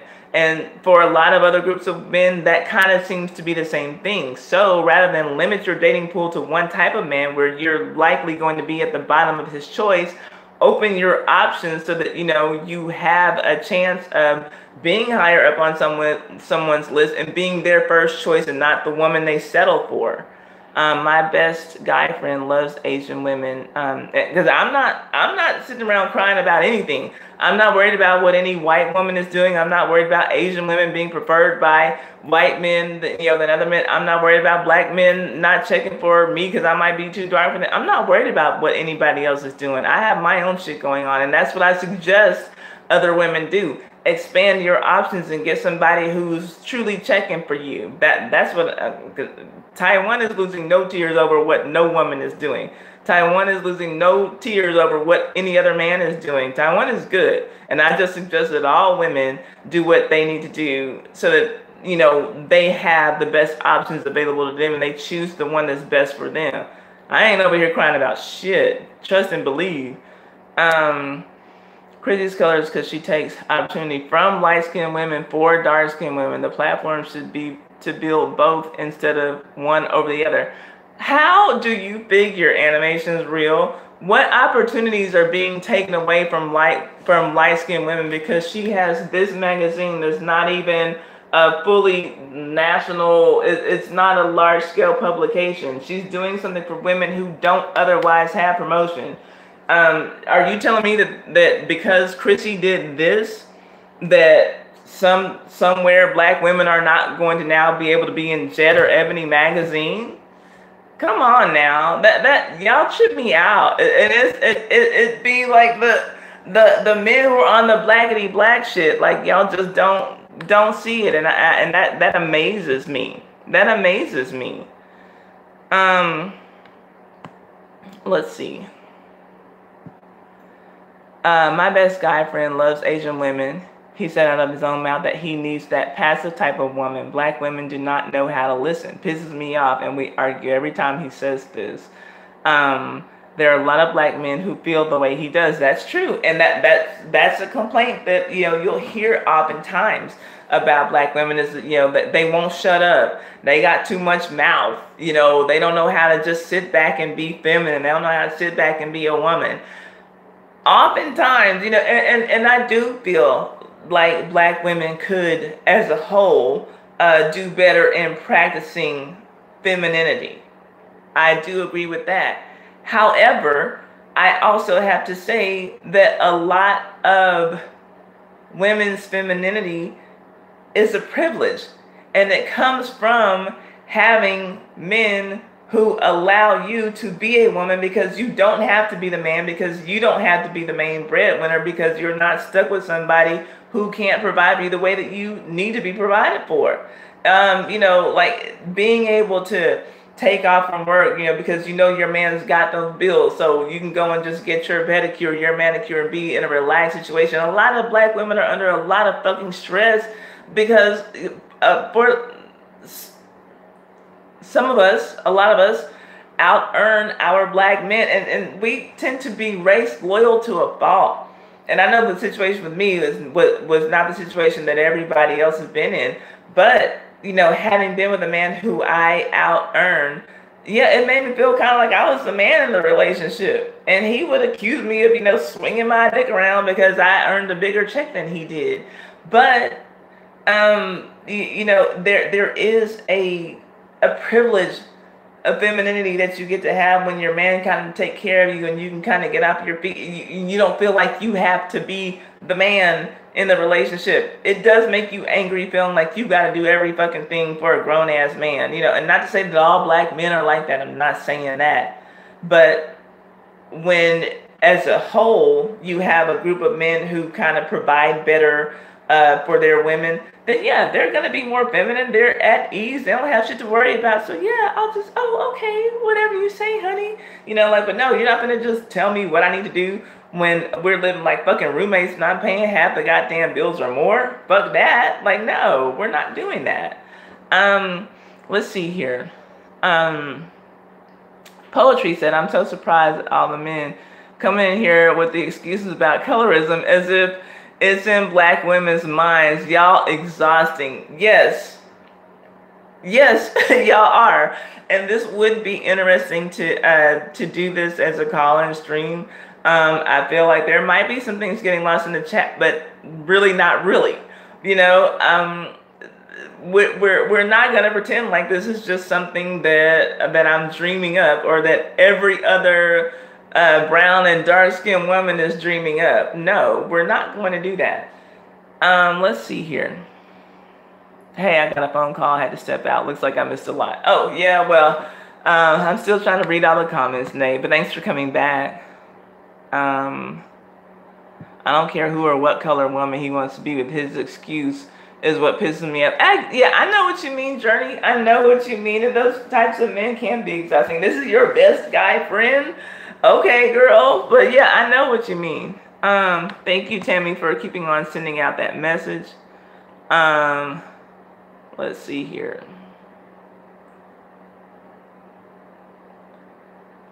Let's see.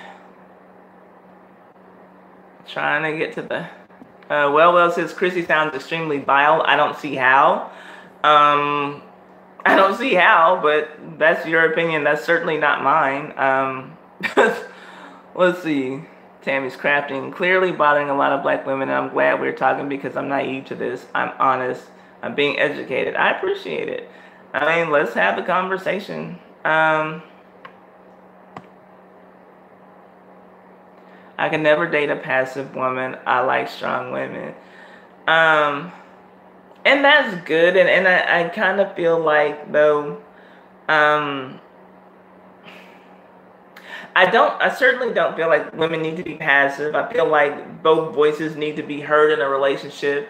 But I do kind of feel like, when black women get that strong trope put on us, and that's not necessarily the best for our image as a collective, because, men do want us to have feminine qualities overall. So, yeah, it's good to be strong, but, there are times when, we need to be weak because we are women. We are the weaker sex, at least physically. I think that emotionally we can handle a lot more than men generally, emotionally and mentally, and we can juggle a lot more things. I think that we don't break down as easily as men. Maybe it's just because of us being natural nurturers. I don't know.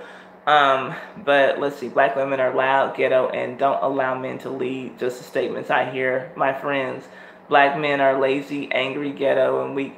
Those are the types of things that I hear as well, and it's sad, Duran, because you're talking about generalizations that both black men and black women get, and it's wrong. You know, black women don't need to be, as a whole, just saying black men are lazy, angry, and ghetto. And black men, as a whole, don't need to just be putting all black women in a group and saying that we're all loud, ghetto, and don't allow men to lead. Yeah, there are some who fit that category. There are some black women who are like that. There are some black men who are like that. All of us are not. But it seems like we are so happy to fight with each other and just throw out these labels on each other, and it's not right. Let's see here. Chrissy has an opportunity to change the entire dynamic of colorism. Having all shades of women would send a positive message. Animation's real. There are people who are already doing that. If she wants her own image elevated, why is that a problem? It's funny to me how you say that Chrissy wanting to elevate her own image as a dark-skinned woman is colorist, but when this man is talking about his light-skinned child, praising his child just simply for being light-skinned, you don't see that as colorist. That's crazy to me. We got some pretty light-skinned daughters who we gotta raise, my nigga. But you don't have a problem with that. But Chrissy wanting to say, you know, there's not enough images. When I look in Jet magazine, when I look in Ebony magazine, when I look at BET, and I see mostly light-skinned women or mixed women, you know, getting praised and getting promoted, and like maybe a couple of token pretty black girls here and there, that's not enough for me. I want more. Then how is that a problem? How is that a problem for you? How is she going to change the dynamic of colorism by promoting all shades of women? How is she going to change the dynamic of colorism by promoting all shades of women?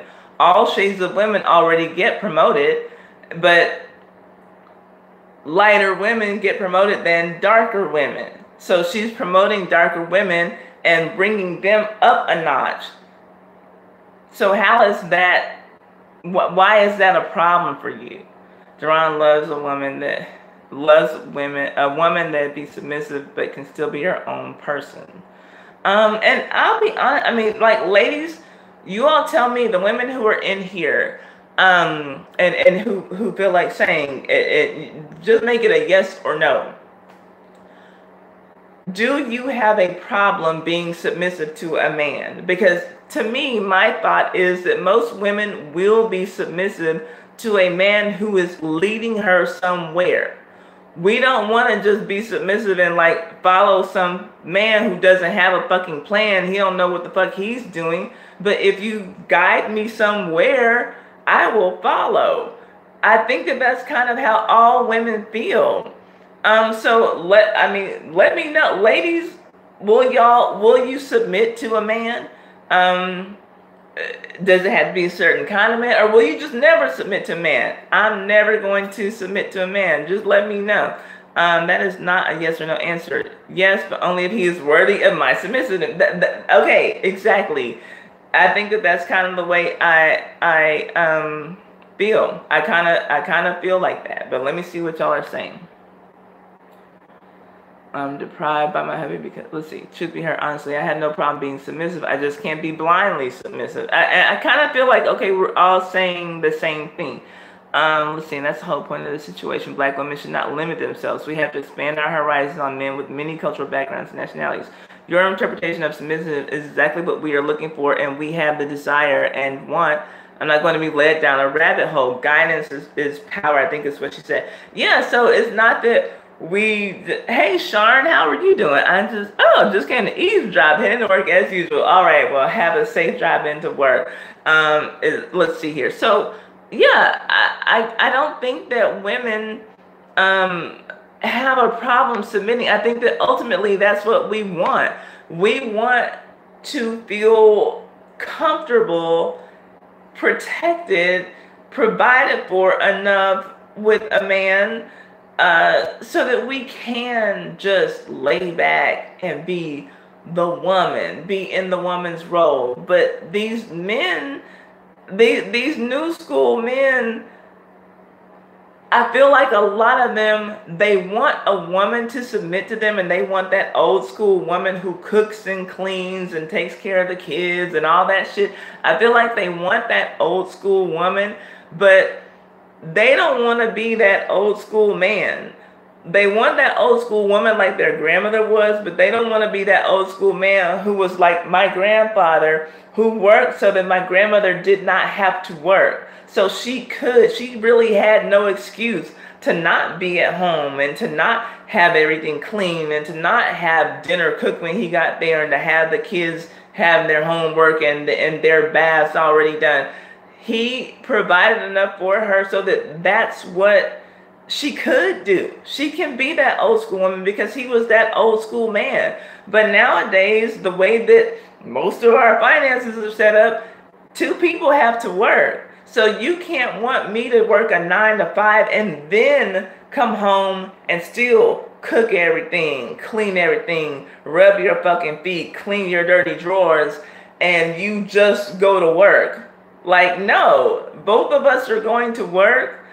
Both of us are going to be cleaning this house. Both of us are contributing to dirtying the house. So no, you don't get that old school woman unless you have the finances for me to be an old school woman and you have the finances to be an old school man. Then you can get that. Then I'll submit, yes, baby. Yes, dear. Whatever you want. Like, you're not getting exactly that. I feel like, because I hear, these younger guys all the time talking about, well, my grandmama, she, whatever. Okay, well, guess what? Your grandmama probably wasn't working 14 hours a day either. Your grandmama probably wasn't working 10 hours a day, and your granddaddy was probably coming in paying all the fucking bills.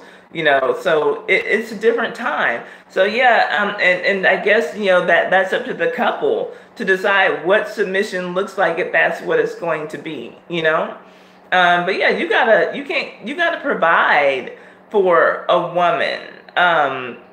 You can't just I'm the man, I have a dick, so you're gonna do what I say, and bitch, please, women have too many options these days, and that is also part of the reason I think why a lot of women did stay back in those times. They didn't have educated. They didn't, they didn't have an education, so it's not like they could just get up and leave, their families and however many children they had, and then just go, run off and do whatever. So it's a different time. So now women have options. We're going to school. We're getting an education. We don't need a man to provide for us. Maybe I can do, okay by myself. I might be able to do better by myself than with him. So it's a different day and age. And we have to, we have to realize that we have to put everything in a context when we're talking about these relationships and know, my relationship in 2019 is not going to mirror the relationship that my grandparents had in 1955. It's just not. Let's see here. I guess I'm deprived by my hubby because I've never had a manicure, so no white privilege hair tie. Girl, you better tell your husband to go to take you to get a manicure for your birthday. Let's see here.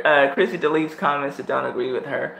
Well, I don't do that, but hey, if she does, she does. And I don't know how true that is because I know that I've seen some views that strongly oppose her.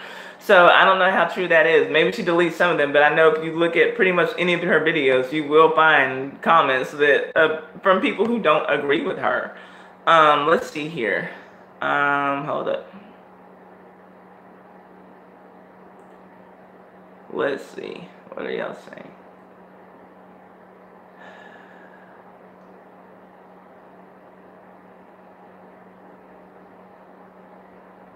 Let's see. I'm trying to get to where we left off.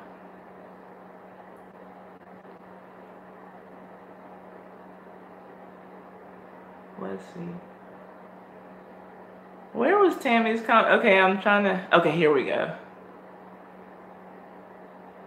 Okay. She did take the opportunity to change the dynamic. That is wild.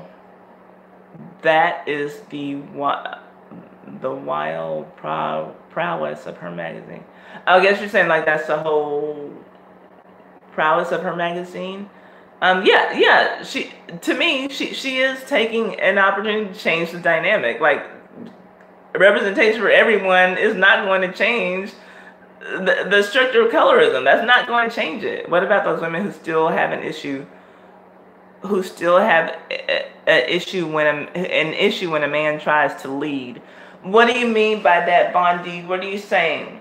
Like, because I kind of feel like what all the women in here are saying is that it looks like, I think I saw poetry saying that she did not want a man to lead. She wants to be an equal. But I think that for the most part, most of the women in here are saying that we want a man who leads, but he has to have some things in place.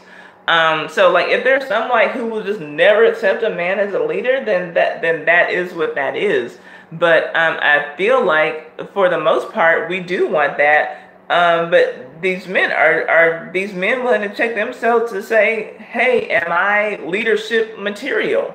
Because a lot of men want to lead, but they're not leadership material. Like they still are in the process of trying to figure shit out, but you just want some woman to do everything you say. Like, no, that's not gonna work. But tell me what you mean by that, Bondi, because I don't want to be thinking the wrong thing if that's not what you meant. You said, what about those women who still have an issue when a man tries to lead? I kind of feel like that needs to go by as a couple by couple basis. You know, there are things that like once you see that you're starting to get serious, y'all have to figure out, well, what is this thing going to look like? You know, how is our relationship supposed to go? And if it's made clear from the jump, you know, well, I'm a man who likes to take charge and yada yada yada. And if she feels like, you know, your leadership skills are on point and you can do that for her, then that's what it needs to be. And that, you know, she can't change her mind in the middle of the game or whatever, and you can't change your qualities as a leader in the middle of the game either, and still expect her to roll with that process. But I feel like a woman who doesn't want a man to lead if she can't get into a marriage situation and expect it to be successful with that type of man, you know. Let's see. Well says I feel at ease with Becky. And Tammy says, you're welcome. Thank you. I do appreciate that, Tammy. Well says I already sleep with one eye open if she's mixed. Okay, Bondi says, I was saying when the man is trying to lead and make decisions, they still have a problem. Well, okay, and that's why I'm saying, like, I would still need, okay, so I do see what you're saying. And I would still need a little more context, because I would hope that the couple has decided, you know, ahead of time that this is what it's going to be. Now, if she just doesn't want to get with the program, then this probably just isn't the woman for him. Maybe she needs a man who's more passive. Sometimes people just don't mix. But, you know, for me personally, I'd rather have a man who's going to lead. But we see poetry, that's not what her bag is. That's not what she wants. She wants to be an equal. She doesn't want to be led. I want to be an equal, and then everybody wants the same. Everybody doesn't want the same thing, and that doesn't make anybody any better or worse. We all just have differences, and you know the way that what we want out of life comes into what we want out of life is shaped from our life's experience. So, you know, depending on what kind of childhood you have, what kind of past relationships you had, that all makes a difference, and that all gets added into what I want out of a relationship, what I want out of a marriage. And so it's not to say that, let's see, I believe there are some women today that just don't want a man to lead at all. You're right, Bondi. I agree. I think that you're absolutely right. And if a man wants to lead, then he needs to be sure that he's not with that type of woman. There are some women who don't want a man to lead. There are women who were raised and had no father in the home, or there are probably women who were raised who had a father in the home who was physically abusive. There might be women who were raised who had a stepfather in the home who was sexually molesting them, so they might have, you know, problems with men. What you never understand, you never necessarily know why people want what they want, or why people don't want things that they don't want that seem like social norms. So it's not like one thing is right and one thing is wrong. But if you know that you're with a woman and you know that you intend to be the leader, and she doesn't want that for you, then that's not the woman for you. But yeah, those women exist. I'm not saying they don't.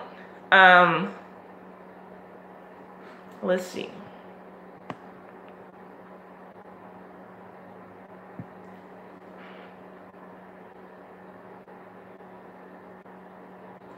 Real says, I hear what Poetry says, I hear what you're saying about Chrissy, but her creating that type of platform when lighter skinned women have that privilege already is basically saying, is basically all lives matter in the issue. That's how I feel too. Let's see here.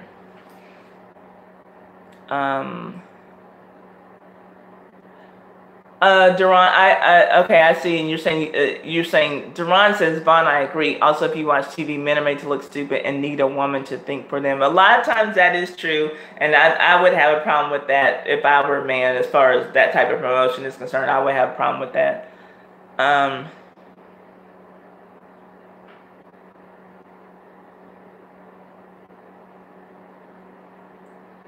Okay, Chrissy's doing something for darker skinned women.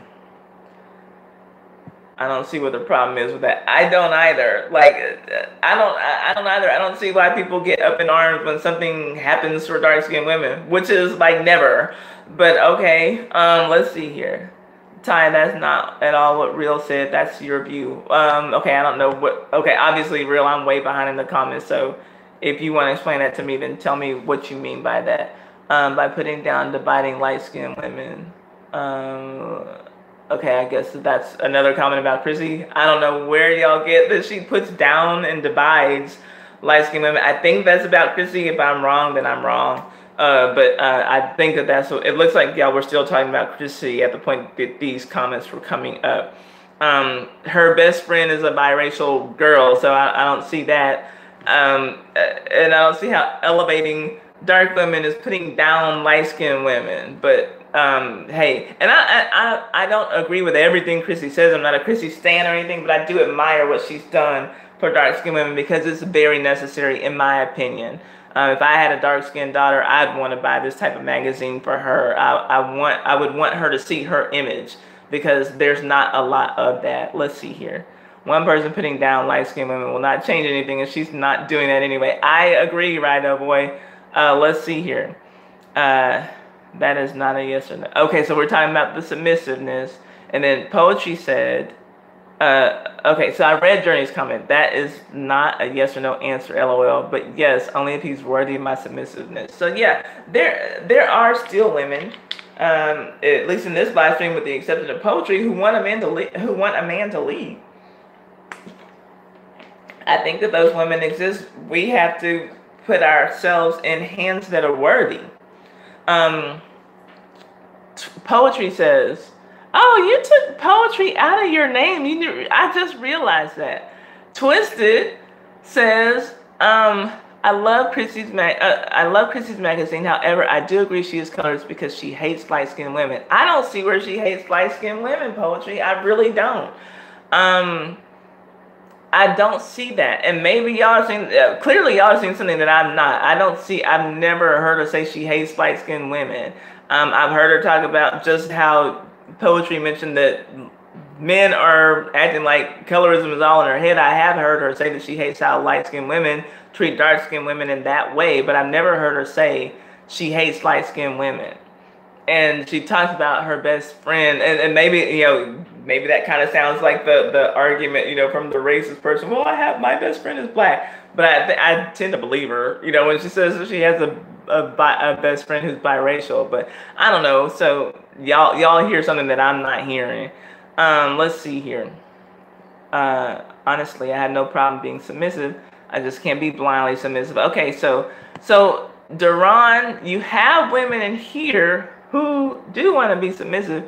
Your interpretation of submissiveness is exactly what we are looking for, and we have the desire and want. I'm not going to be led down the rabbit hole. Guidance is power. That is what Casey said. Yeah, Casey, I mean, obviously, we're on the same page.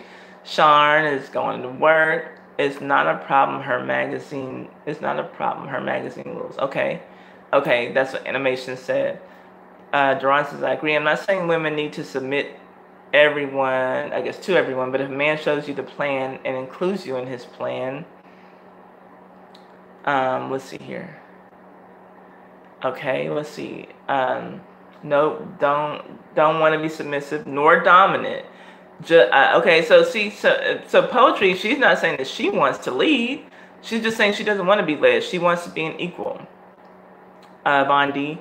Bondi says a lot of black women today have a major issue with submissive. So, with submission. So, Poetry, she doesn't want to be submissive, but she doesn't want to be dominant either. So, I guess you would not consider that a major problem with submission, but there's definitely someone who's against submitting to a man. Let's see.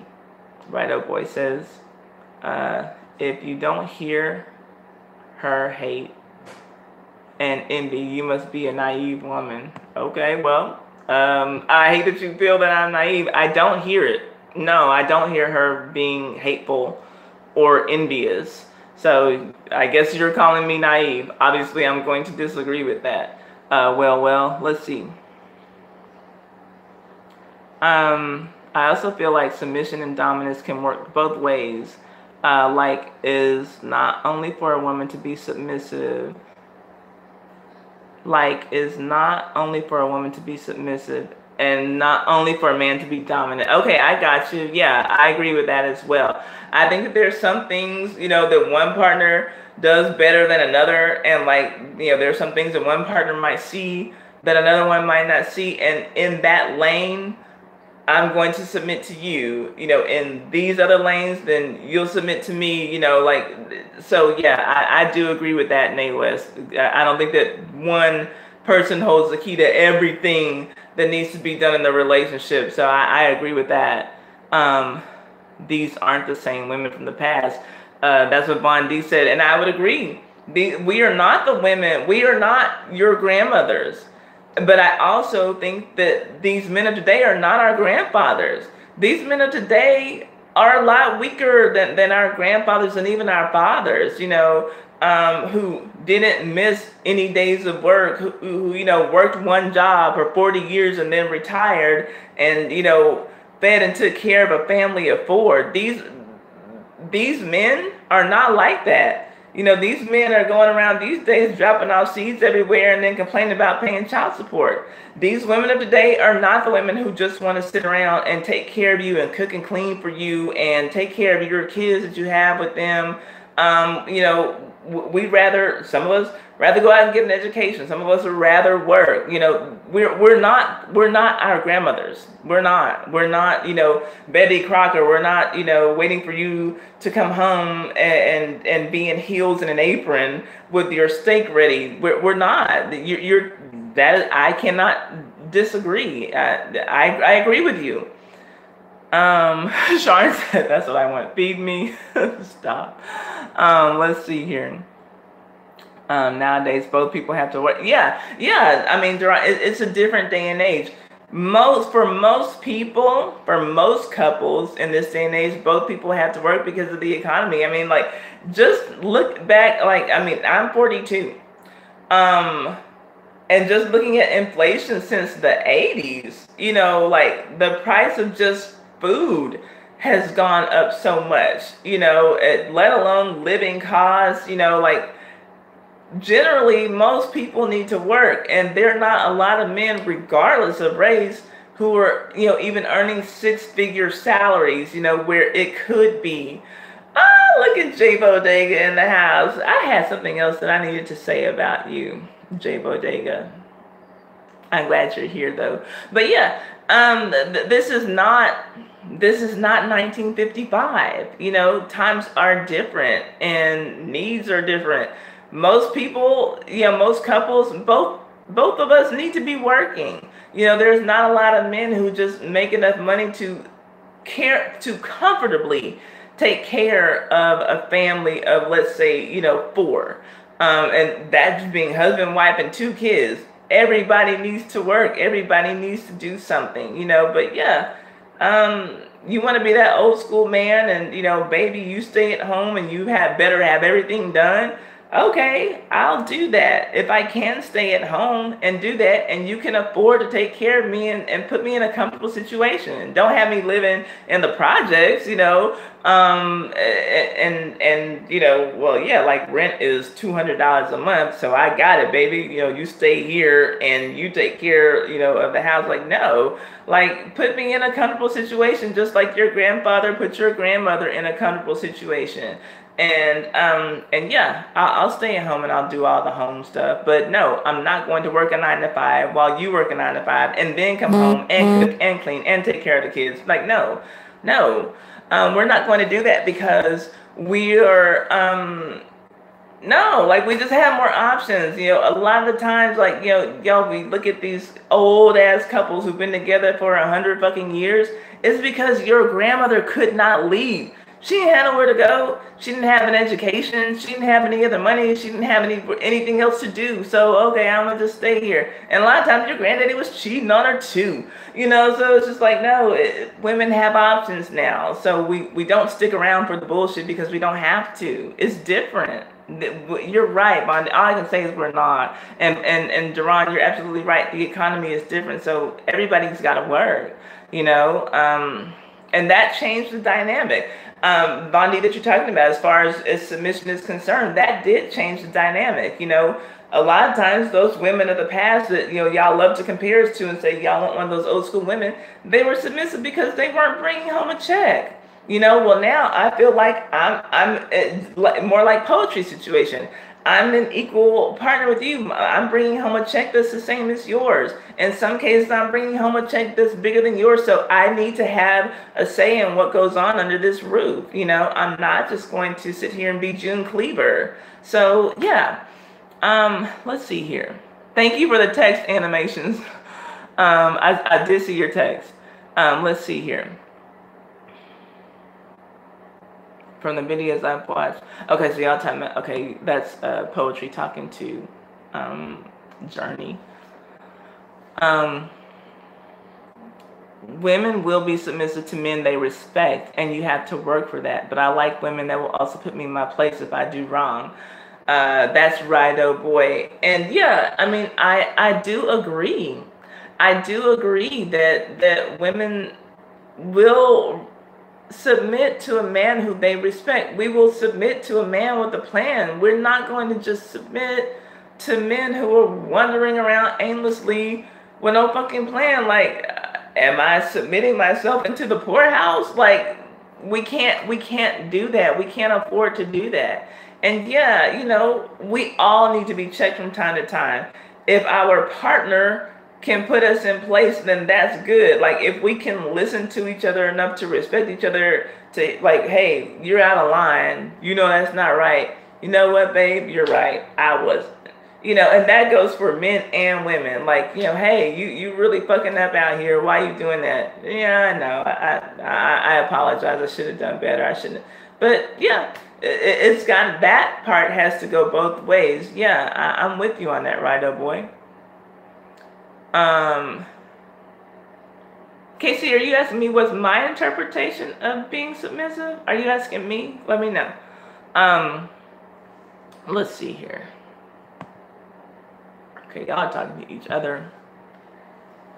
Animation said, Real's woman makes more. However, Real pays the bills with his money. Can't be submissive and get with Real because he will roll over you. You need to have some toughness. And that's a good thing for you to recognize. Because, and a lot of men probably feel that way. And I don't really want to be with someone who's submissive. But if I am, I'll be with her, but I'm not going to respect her. I'm going to roll the fuck over her because she's allowing me to. And so that's a really, introspective, a really adult way for you to look at yourself and to realize that about yourself. Let's see here. Duran says, I agree, Ty. If both people working, then the household needs to be shared, and it doesn't have to be 50-50. Okay, I got you. Let's see here. Your partner should add to what you already have, not make it worse. I 100% agree with that, Duran, in every way. Like, our lives should be enhanced by the people that we have around them. Otherwise, we can be alone. If it's not making your life better, what is the point? Let's see here.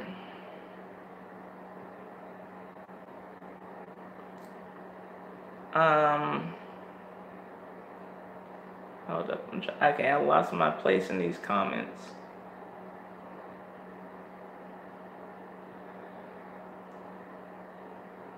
I'm sorry, y'all. I'm trying to get back to where I left up in the comments. I went all the way down to the bottom, and I didn't mean to do that.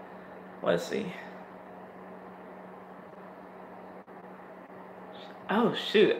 I was catching up with the comments. Y'all put a lot more comments. I'm glad that we're enjoying the conversation. It's turned into more of a debate than I was hoping, but let's see here.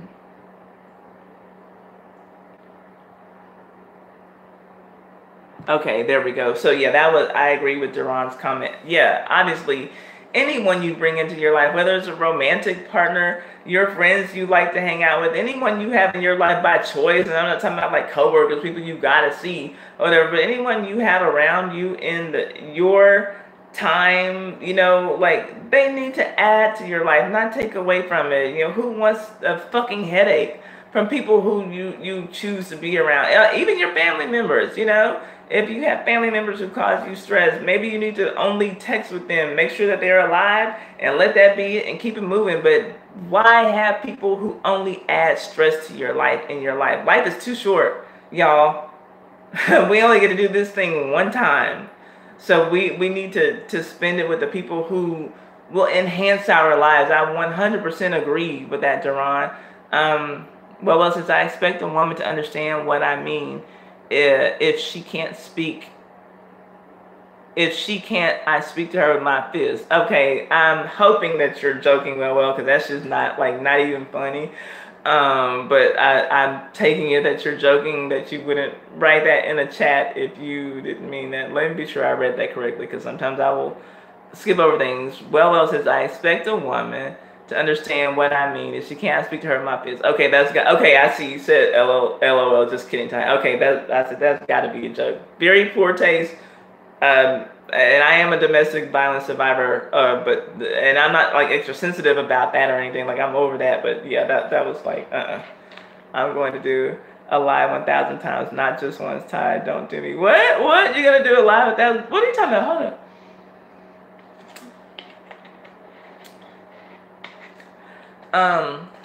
Most men can't deal with a woman who makes more money than they do. Just be real. Y'all say y'all can, but I've met nothing but men who have problems with it. Casey, I'm gonna have to be honest with you. I kind of agree. And I don't know exactly why that is, but I look at that as a good thing. Like if I think that it's a good thing if men prefer to make more than their women, because I understand that times are changing, and I can be progressive in some ways. Hey, Invisible E, but in many ways I am old school, and I do think that if a man is going to be with a woman, especially if they're going to be married, that a man does need to be that provider. Now there might not, even if he's like not making a whole, like more money than she is, it can't be a whole lot less for there to be a problem with for there to not be a problem with the power structure, because money does come with power. And I feel like men are more secure in themselves when they are out earning their women. A lot of them will say, yeah, I like my lady to make more, but yeah, I do agree that there are people who will say that, but then, and maybe they mean it until they're in that situation. And when they're in that situation, they can't handle it. And to me, that's a good thing, especially if being in that situation and you don't like it drives you to do more, drives you to earn more so that you can provide more, so that maybe you do feel like more of a man, so that you're not feeling emasculated when you come home. I do feel like that's a very real thing. I do, Casey. I agree with you. A lot of men do have problems with it, but I don't have a problem with them having a problem with it. Thank you, J Bodega. I appreciate it. Like, this just kind of evolved. I've only done one topic, and I was so afraid because I did not put my notes together for this live stream, because I had to work yesterday, and my coworker kind of like tucked my head off, but he did. Oh, y'all got to stick around, because we are going to play IDGAF. So that was the one thing that I had ready. When I got here, he helped me write that or whatever. But I'm just glad that the conversation is going, because really I only had 2 topics and then the game to get to, and I was like, we either about to have a really short stream. I'm freestyling, Jay. Don't get me started. I'll start rapping. Oh, my name is Ty, and I'm coming on down. I like to drink me some Coke and Crown. Nah, I'm just playing. I don't drink alcohol. My name is Taiwan, and I like to ball. I'm coming from Texas, that state of the yellow rose, that state with the yellow hose, where anything goes. I know y'all like my flows. Okay, I'm totally kidding. I'm totally kidding. Okay, I just had to kind of break it up because I do feel like it's getting like extra serious up in here, and I wasn't planning on that. But I'm glad that y'all are here for it and that y'all are sticking with me. Bars, okay? Like, I don't even like to brag, but, yeah. Okay. Bars. Oh, Lord. Okay, so anyway, but yeah, this kind of just happened because all I really talked about was the statement that I didn't like that YG made about his light-skinned child at Nipsey Hussle's memorial service, and then we got into all of this. And so I'm glad, like, I'm liking it. I do wish that it were a call-in stream so that I could save my voice and get some of these opinions out that y'all are doing, because I know that when you're in the chat you don't type everything you want to say, and so I would love to have this as a call-in stream. Yeah, poetry, that's where the conversation started from. And I don't know who the fuck YG is, but some rapper named YG praising his light-skinned daughter at his nigga's funeral. Like what? Like, why are you using the N-word at a dude? So we've had that conversation, but let me go on and get to your comments. Because I said I didn't know what was going to happen with this live stream. Okay, Tammy, I see you. Journey, I see you're saying you'll see us later. Okay, I just want to say bye to you, and I'm going to be reading some of your comments, obviously, after you're gone, because I'm trying to get to all the comments. Let's see here. But yeah, I do agree with Detox Diva. Tammy says, that was well said, Ty. Some men can expect super women in the home. And they can kiss they can kiss her white ass. Let's see, YG, he made the song F Donald Trump. I don't know that song. I don't know that. And the funny thing is, Jay, I talked to Chandra about what I was planning on talking about yesterday when I was at work.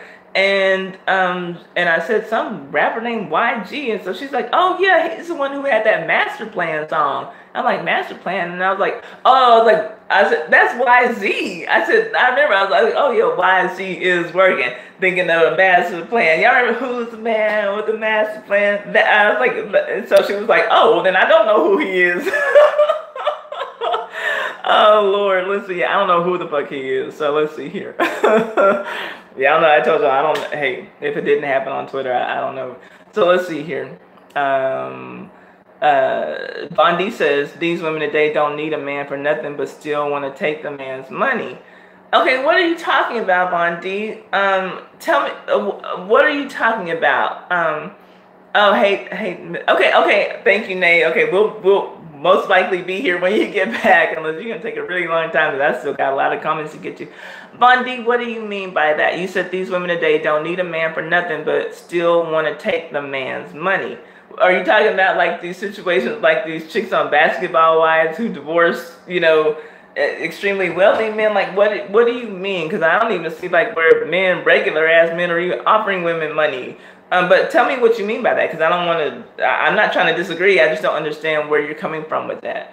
I have no respect for a man who hits a woman. Yeah, I don't either, Casey. Not at all. Let's see here.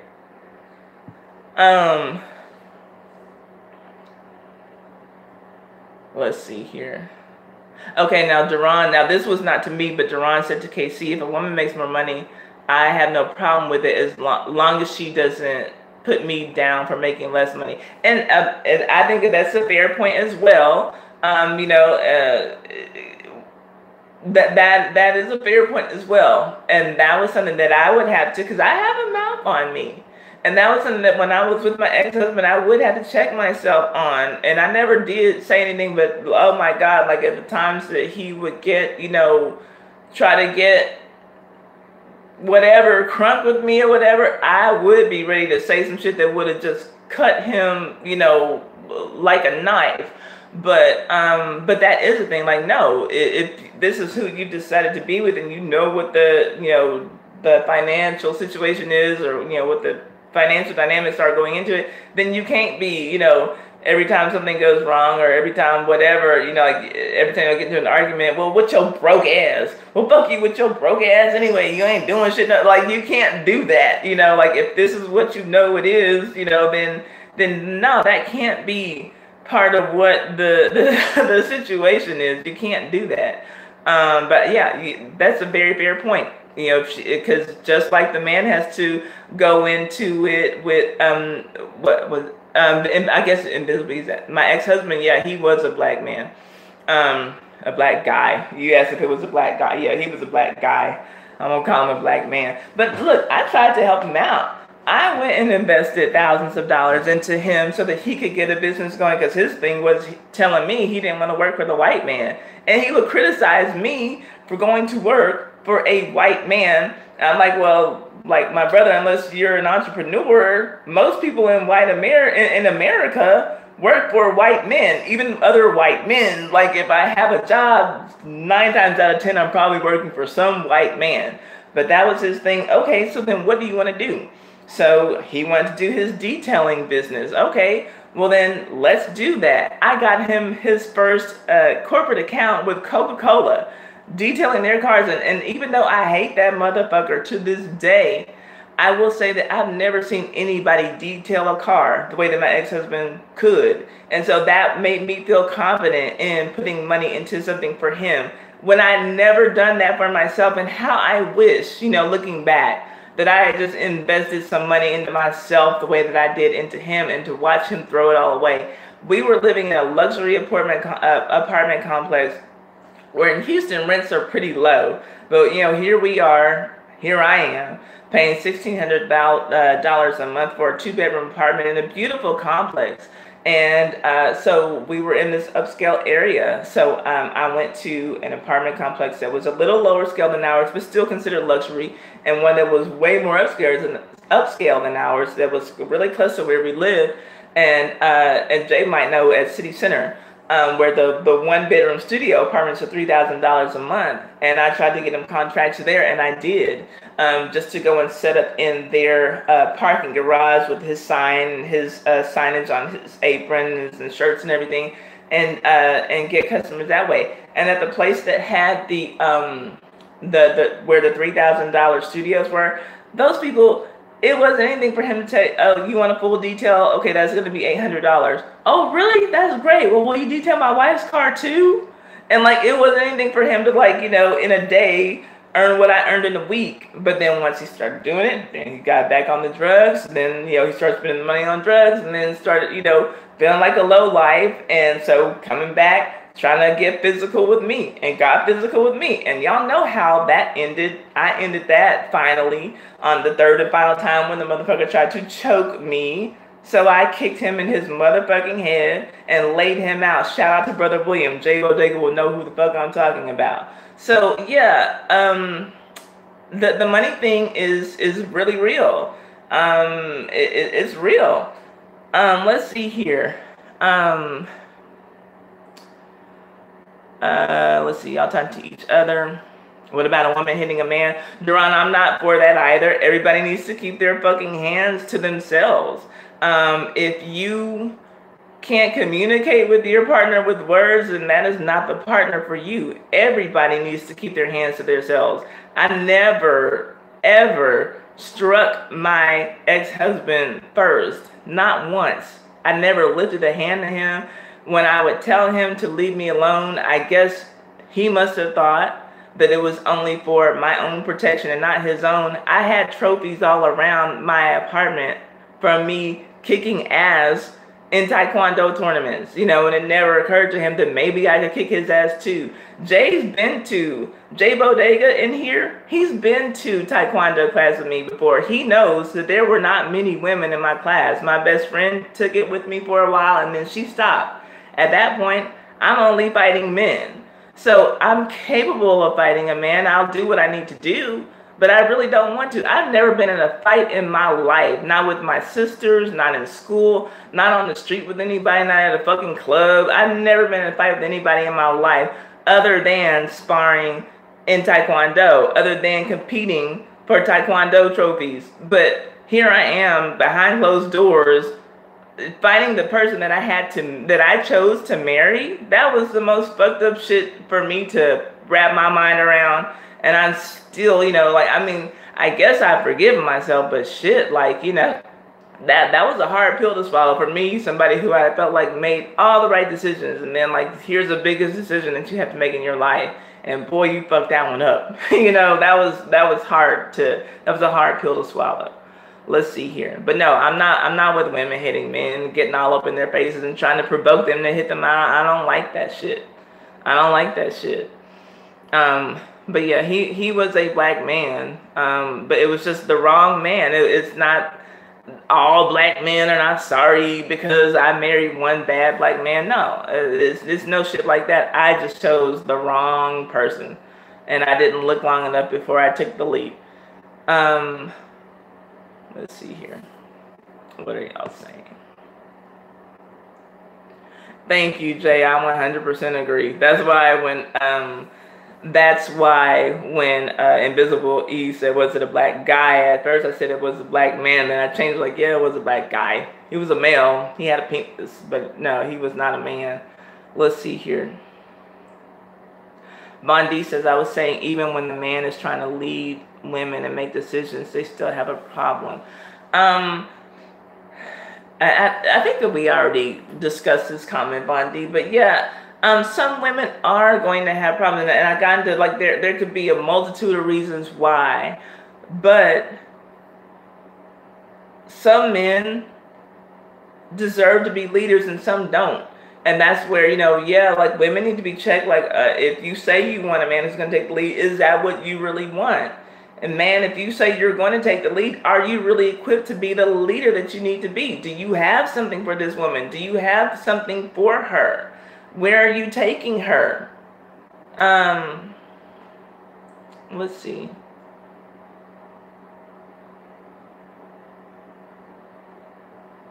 Okay, hold up. I'm trying to catch up to y'all's comments. I'm so sorry, but I'm enjoying the conversation. Thank y'all for being here. Thank y'all for staying here. Thank you for the 18 thumbs up so far. I appreciate this. Bondi says, I believe there are some women today that just don't want a man to lead at all. And okay, so I think that we've done this, and yeah, there are. And yeah, we talked about that, and there could be a lot of reasons why. Nay West says, I do have to say that I came to realize that it is hard to balance equality in a relationship or marriage because you're going to have to compromise something there for somebody ends up with less or more. Yeah, and compromise is not easy. Like, we all want our way because it's our way. We think that our way is the best way because we came up with it. Like, I wouldn't have thought it was stupid. If I thought it was stupid, I wouldn't be proposing this to you. I think it's the right thing to do. And so the give and take is very hard. It's a very delicate thing. Yeah, I mean, it's hard. It's hard. Relationships are hard. Working with another person is always a hard thing, Yeah, it's easy to just sit back with yourself and say, you know what, self? What, self? I think that we should do this. You know what, self? You sure is right. Right on. Give yourself a high five. Like, yeah, like, it's very easy to sit back with yourself and say what you think is right, but then always bringing one more person or more into the equation. There's somebody who's probably going to disagree with what you have to say about something. Well, I don't want to do this. Well, and then, like, fuck. You got this person you got to listen to and these feelings you have to consider. And, like, that can be hard, sometimes for people. Let's see. But they still say they want him to lead, even though in the back of their mind they don't want that. Well, and Bondi, that's where that's Bondi saying, women will say they want a man to lead, but they don't.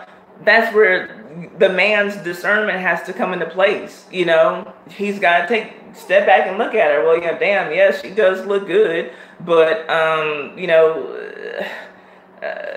I love her, but I know what she's saying, but I know what I'm seeing, and I know what she's saying, but I know what she's doing. So this just is not going to work for me. That's like where, like I said, I did not look long enough before I took that leap.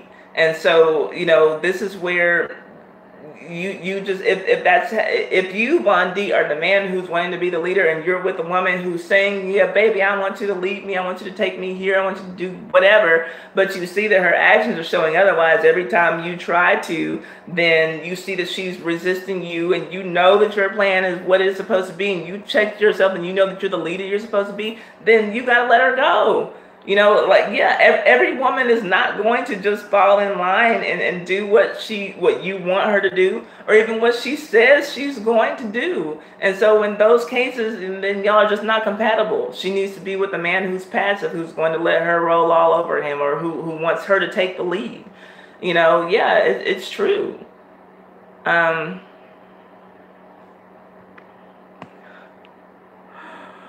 Let's see. I'll take one submissive man, 400, Pat, Jeopardy. That's Alex on Jeopardy. Pat on Wheel of Fortune. But yeah, okay, see, I hear you. Let's see. And you'll have to be fine with that just for the sake of a healthy relationship. Oh, okay, I think Nate's talking about compromising. Okay, see, there's a lot of pessimism. Nate's type one. Let's see here. Hold on. Okay. Women hardly cook and clean and don't need that because fast food chains and frozen dinners. And you know what though? I do know that that's a thing as well, Duran. But I'm not gonna say that they don't need that because of fast food chains. Like, they do need to cook and clean. And I'm gonna say, especially cook, these fast food chains are fattening up people at alarming rates. And let's get into what men want and what women want. Men typically want. I mean, there's always something for everyone, and and whatever. But let's just, people who are out there dating in the dating world, typically men want a thinner woman, and there is a lot of fast food eating going on in America, period. Women aren't, as small as we could be. There's an obesity problem in this country. But yeah, women cooking for themselves, for ourselves, would be a good idea, or making healthier choices when dining out would be a good idea. Men, it's harder. It's harder, just like we already mentioned, as far as race is concerned. It's harder for black women to find a man to be attracted to them. It's harder for heavier set women to find a man to be attracted to them out there in this dating world. You'll look at couples who've been married for 10, 20, 30 years, and maybe the woman was a size 6 when they got married, and she's put on weight since they've been married, but he's just in love with her. That's just his wife. You have those situations, but how many, it's a lot of young, underweight women who are finding it hard to attract a man. And fast food is a problem. It can be for a lot of people. It is. It's not just women. Obviously, it's men too. But it is harder for women to attract a man when she's overweight than a man who's overweight. There are things that men can get away with that women can't. Being overweight, and not that every woman wants an overweight man. Hi, Diamond Plus 8 family. Not that women are just out there seeking out overweight men, but there are things that we will allow to. Okay, he might be overweight, but at least he's earning $120,000 a year, so I'll overlook that, or whatever. He's got a great personality, so I'll overlook that. There are things that women will overlook in an overweight man that men won't. Men can be overweight. They can be bald, and men don't tend to like that in women. There are things that we'll overlook that men won't overlook with us. Let's see here.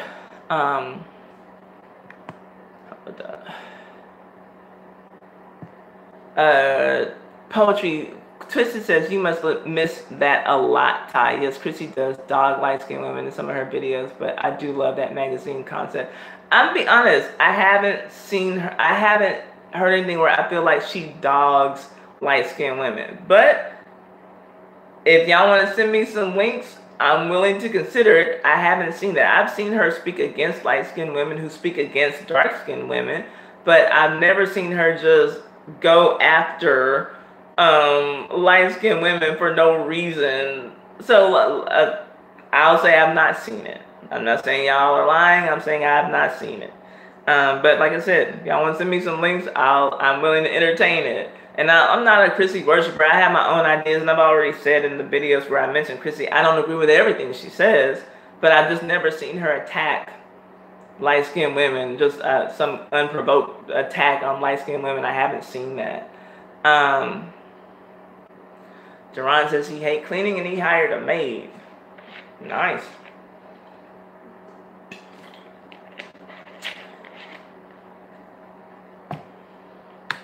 What up? I'm trying to catch up to y'all's comments. I appreciate all these comments. I really am enjoying the conversation. Casey says, I cook mostly at home holistically. I just made a blueberry pie. When I'm here chatting, I'm cooking something good and meal prepping. Nice. And more women, more of us need to do that, you know. I think that's fabulous. Deron, man, I know a whole channel on here where women can't cook or refuse. Really, Wendy? What is? You must be looking at some, or have seen. I don't guess you're looking at some feminist channel like we just refuse to cook. Are there women bragging about how they can't cook? What the hell? Like, yeah, that's what it sounds like. You're on some feminist shit. Let's see here. When I hear submissiveness, I think of 50 Shades. All I can say is hell no. I've never seen 50 Shades of Grey, so I don't know. But it sounds like you're talking about some dominatrix S&M type stuff, Tammy. Let's see here. Let's see. Sharon says, okay, so here's a different perspective. Sharon says, in same-sex relationships, I'm in same-sex relationships and I'm the dominant partner, so I provide and execute the plan. So after working 12 to 14 hours a day, there are certain things that I expect to be done when I get home. I would love to have an equal partnership, but so hard to find. That is very interesting, because I do think that we kind of tend to, like, you know, obviously most people are in heterosexual relationships, and there is, you know, there are these traditional roles, you know, and some people subscribe to them and some people don't. And so in a same-sex relationship, it sounds kind of like what Sharon is looking for or would like to have, but it's so hard to find, is pretty much the same thing that poetry wants. An equal partner, you know, and I didn't realize it. I'm surprised that that's hard to find in a lesbian relationship, Sharon. If you don't mind my asking, if you're still in here, and I hope you are, because I'm really curious to know about this. Are you dating only black women? Do you date interracially as well? And because it just seems like women, I don't know. I've thought about, I'm not lesbian, I'm not bisexual, I'm not bi-curious or anything, but I have thought about the idea of being in, it would be a lesbian relationship, but I thought about that and it just seems like it would be like so equal. It just seems like everything would be almost equal. I don't know, but maybe, obviously, you know, for Sharon it's not working out like that. It just seems like it would be almost easier in some ways, you know, just being with another woman. Not that I don't want that, but it just seems like it would make some things easier. I don't know why I think that, you know. I just do. Just be like having a roommate. If you find somebody you're compatible with, I don't know. But Sharon, if you're here, I would love to hear what you have to say about that. Let's see. Only time I like being controlled is during sex. Sometimes is what poetry says. So, okay, so now Tammy has changed the tone of the conversation, but, and that's okay. So poetry's ideal man is an equal partner in household responsibilities, but will dominate in the bedroom. Let's see here. Nate says, there's a difference when you speak of colorism. When you do it, Ty, you do it politely. Chrissy can come off hateful. Wow, and I don't see that, but I'm glad that y'all like the way I do it, but I just don't see her as being hateful. And I wonder if what y'all are seeing are reactions, because I know that she gets a lot of hate. And I'm not on here caping for Chrissy, but I don't see what y'all are saying, and I don't consider myself a stan of anyone except for maybe Michael McDonald. So this isn't a situation where I just think Chrissy can do no wrong, but I'm definitely not seeing what y'all are saying. Don't get me wrong, I completely understand what Chrissy is preaching and what she is about, but her tone can rub people the wrong way. Clearly her tone does rub people the wrong way. Clearly, you know, I don't know why, but that's very obvious. But I'll tell you, like, in me just having this very brief colorism conversation that I had at the beginning of this stream, if I were doing this like full time on YouTube, just talking about colorism and seeing how the comments that I'm getting from some of these men in here, that should rub me the wrong way, and I might come off a little bit combative because I'm like you can't be like, you're tripping, you know, like it's enough to anger you, like if you do this all the time. Hey Tracy's in the house. Okay, I'm gonna have her comment to get to. Y'all, another excellent channel. She's doing she's doing R. Kelly series that's out there killing it. I'm so glad to see Tracy back making her videos. How's your website going, Tracy? Let us know how your website is going. She's an excellent YouTuber, but she also has a website. So if y'all will go and sign up for her newsletter on her website, that'd be great. If you'll put your website in the chat, Tracy. Let's see here. I would never wear heels, especially when cooking. Ty, you crack me up. Girl, you know how June Cleaver used to do it, Tammy. Let's see here. Ever since feminism, there are so many one-parent homes. I do think that feminism definitely contributed to, well, I think there's some things even before the real, like, rise of feminism. But yeah, feminism is definitely a factor, for sure.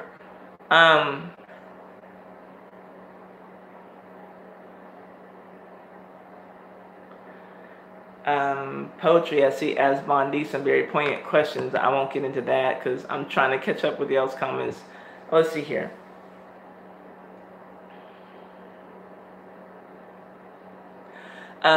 Also, she has mentioned being anti-feminism, which I don't agree with because I believe that holds black women back. Nate West, I have my own views about feminism, and I will tell you, for me, I do feel like I'm anti-feminism. I feel like where my agreement with feminism begins and ends is with equal pay for equal work. Otherwise, I think that a lot of it is garbage, and then just feminism as a whole, like, unless like black women have their own separate feminism movement, it doesn't really truly benefit black women. Just like where the black community's issues are concerned, black women are pushed to the bottom there. Where feminism is concerned, black women are pushed to the bottom there as well. I don't see the real benefit in feminism for black women. But that's my opinion. I don't subscribe. I would never label myself as a feminist. I want to be, I work in a male-dominated industry, and I want to get the same pay that the white men earn who I work with for the same work, that I do as they do. But beyond that, I like having men open a door for me. I like being recognized as a woman. If your men are building something for you, I don't mind. I like the idea of the men being men. And like I said, I do in many ways subscribe to things that are considered to be more traditional. Sharn, I asked you a question. Were you here when I asked you, because it took me a while to get to your comment about submission and you saying that you wanted a more of an equal partner. Did you hear me ask that? Because I'm just now seeing that other comment pop up, so I didn't know if you left for a while, or if you don't want to answer my question, then that's fine. But I was really interested in your comment once I finally got down to it and saw it. I'm glad that you're still in here. But no, I just don't see the benefit in feminism for black women. Really, in this country, I don't see much of the benefit in it for white women, because white women have black men who built so much for them. Like, what the fuck are y'all complaining about? Is kind of like the way I see it. I would love to have the position in this country that white women have, but they don't see it that way, you know. And so, yeah, hey, to each his own. I just personally, I don't see the benefit, but yeah, I want to get equal pay for equal work, and beyond that, I don't personally have a use for feminism platforms.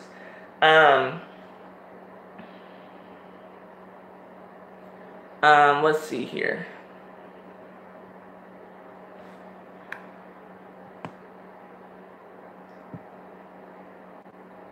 Hold up. I'm trying to see.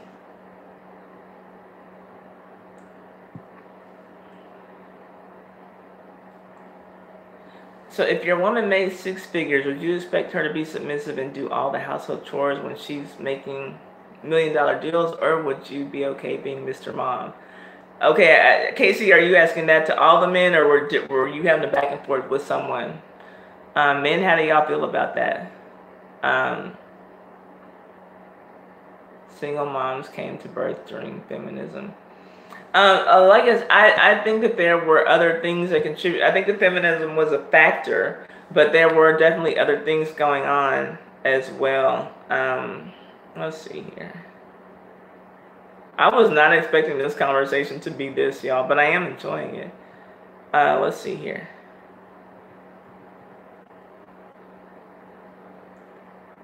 Let's see. Hold up. I'm trying to get to where we left off.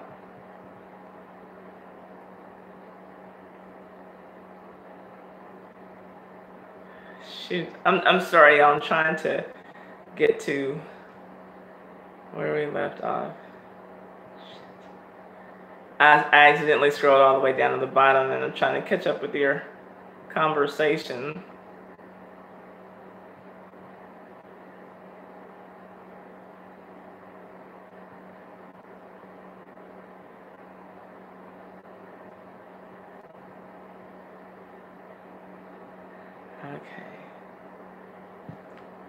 Okay, Casey says, I was asking the men what their interpretation. Oh, okay, she's asking the men. Men, if y'all care to tell us, what is your interpretation of submissive? She says, they keep saying that women don't want to be submissive, and what does that mean to them? Okay, that'll be interesting, men, if y'all care to answer. I like Casey's question because it doesn't mean the same thing to everyone, and I do think that that's left up to a couple to decide if that's going to be what their relationship is going to be and what that looks like to them. But I'm curious, men, if y'all will answer that question, that would be interesting.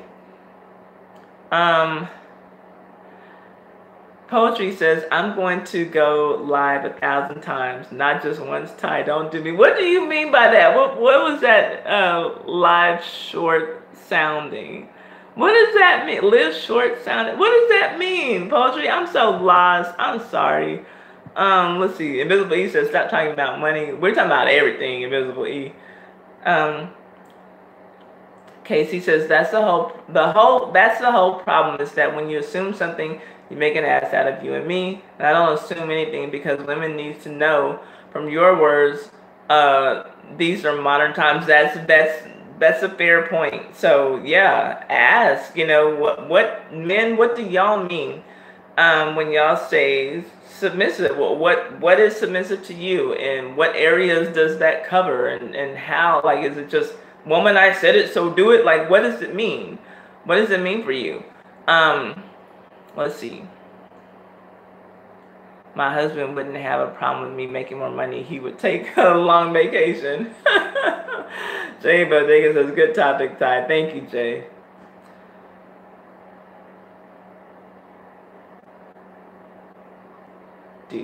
Let's see.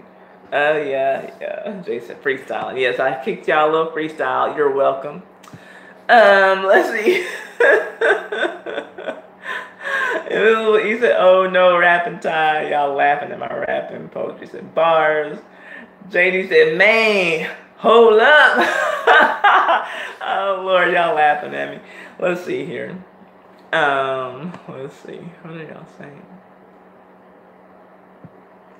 Okay, Poetry, yeah, didn't know where the conversation started. So all this started from just the me wanting to talk about the YG comment at Nipsey's memorial service.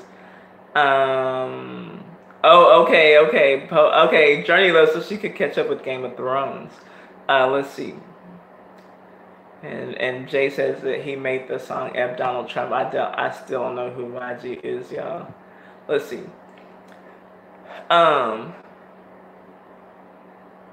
Casey says I never play games in my life, so I never stick around for the game. Sorry, time. Oh, you don't play games? Okay, well, okay. Yeah, I forgot. Yeah, we still have to get to the Wendy Williams stuff and then the game. Okay, we still have IDGAF. So let me see here. Duran balling. He needs to stop playing. Let's see here. Invisible E asked me, was it a black guy? Talking about my ex-husband. Yes. Let's see.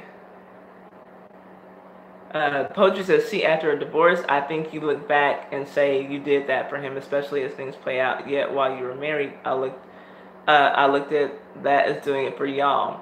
Oh yeah, no, definitely. I do agree with the poetry there.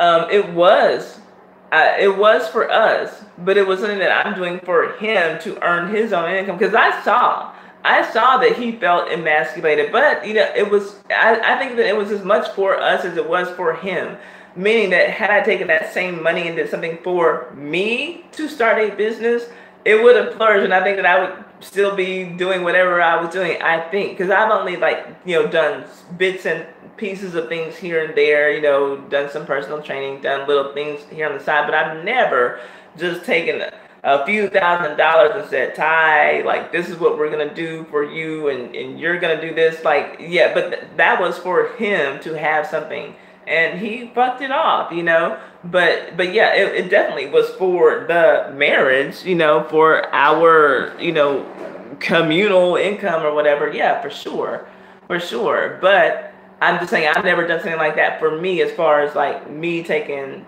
thousands of dollars that were saved up or whatever to start something for myself. And I'm rethinking things now, because y'all, I'm looking at the idea of opening my own dance studio, because where I am, there is no dance studio out here for adults. There's all kinds of, you know, dance and tap, jazz, and ballet for kids, and tumbling and cheer, but there's nothing out here for grown women. And I keep like, where is it? And I want it so badly, and every time I ask people, they're like, oh man, I wish we did.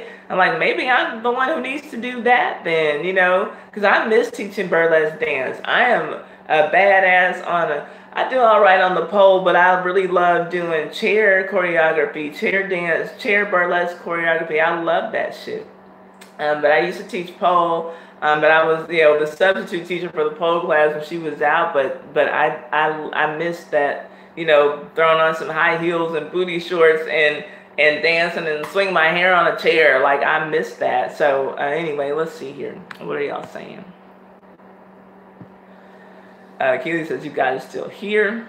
I think that Jay was making, yeah, those angry faces about my ex-husband.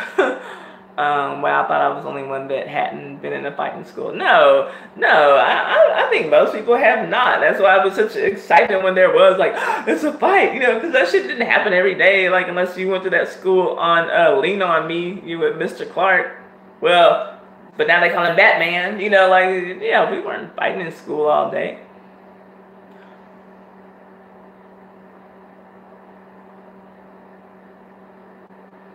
Let's see here.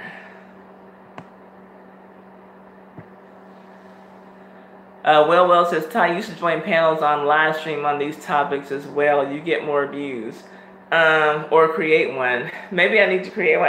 Well, thank you, well, for the suggestion. I do need to do something. But I appreciate it. Casey says, action speaks louder than words. I remember seeing that when I typed it. I think that's when I was talking to Bondy about the submissive woman. Congress commemorated Nipsey Hussle. The marathon continues. Yes, I did see that. Speaking of food, I want to go to the Olive Garden. But you go ahead on then, Akili. Let's see. Real has been with a 400-pound woman. Really, Real? Are you just saying that? Let's see here.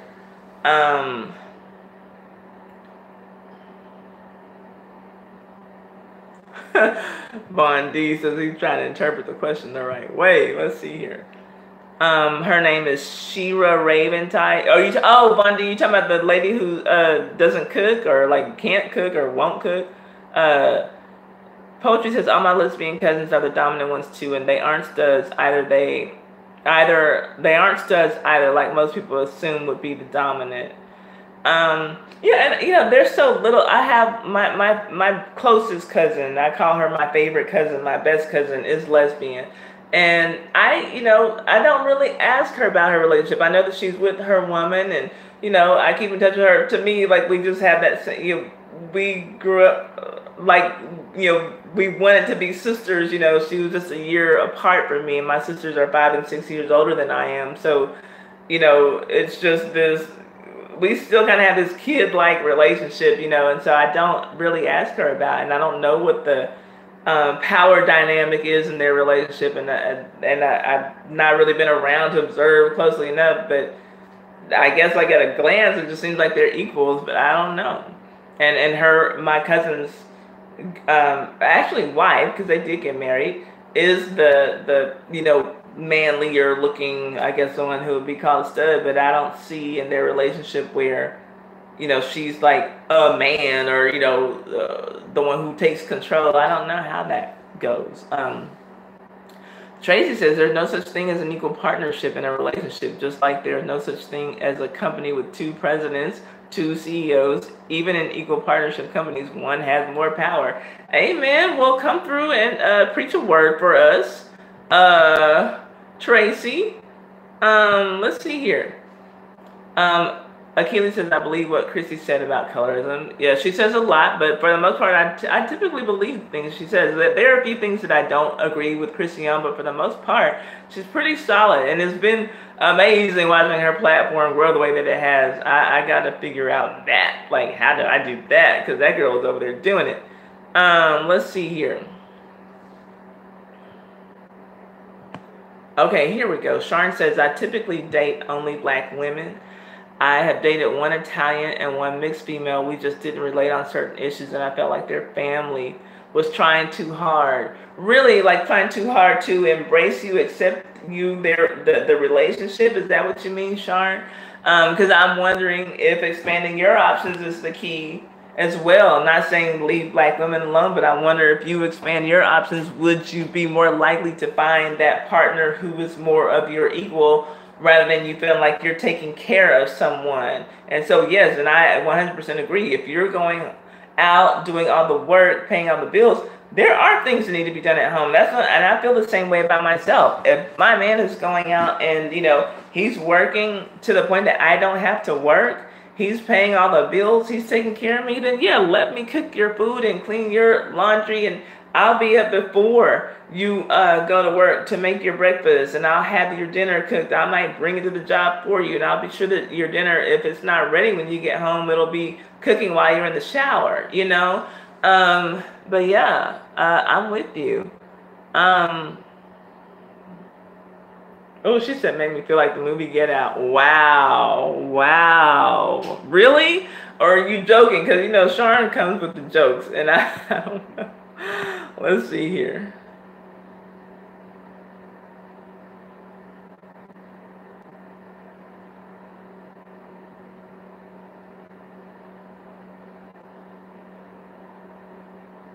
Jay said, tell him, Ty. I think that's when I was talking about feminism. He was agreeing with my points on feminism.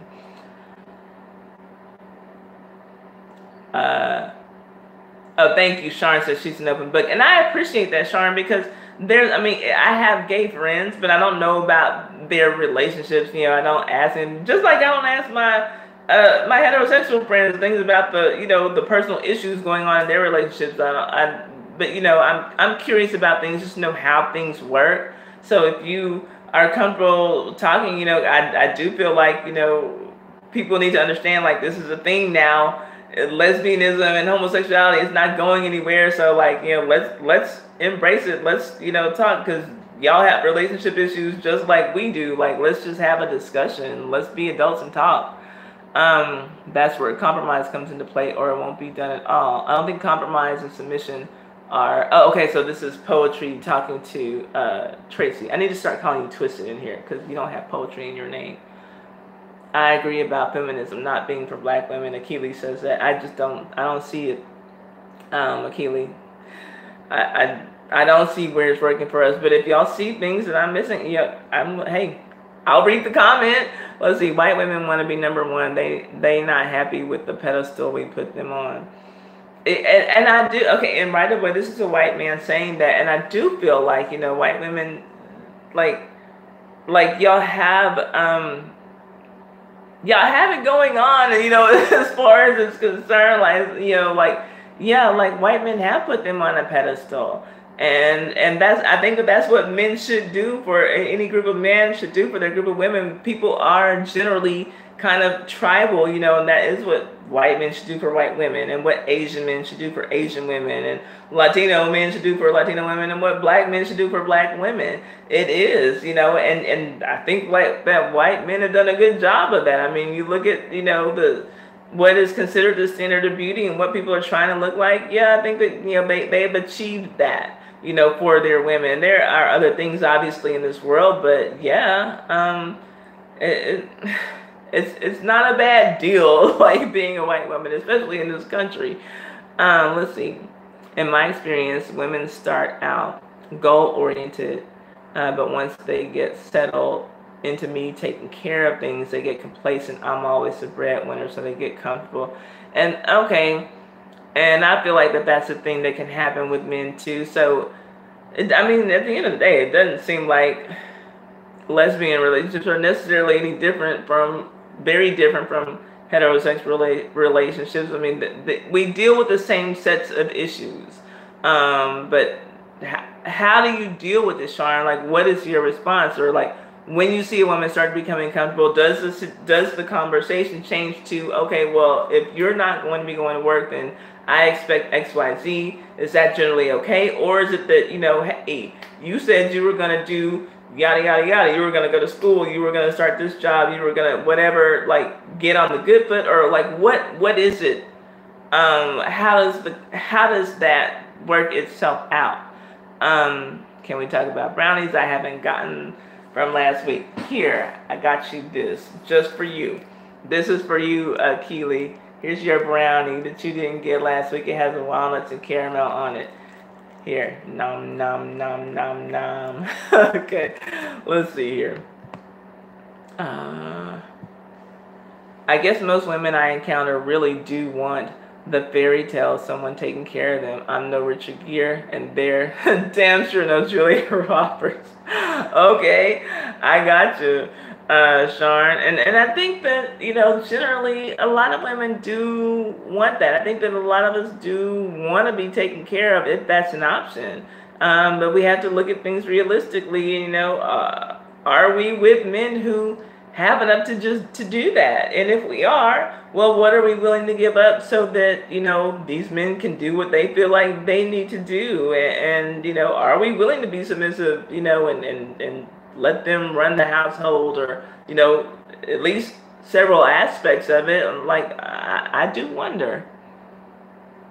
I don't feel that is submissive. Oh, okay, y'all, this is poetry and Tracy talking to each other. Jay says, I used to want a woman to mine until it blew up on me like a man, like a landline. Is that a line from one of your raps, Jay Bodega? Are you still in here? I want a fancy brownie variety pack. Lord, somebody please get Akili some brownies, please. Let's see here. Akili, have you ever pole danced? Oh, you basically just answered my question. Yes, I have. Let's see here. You're right. Okay, well, I missed it.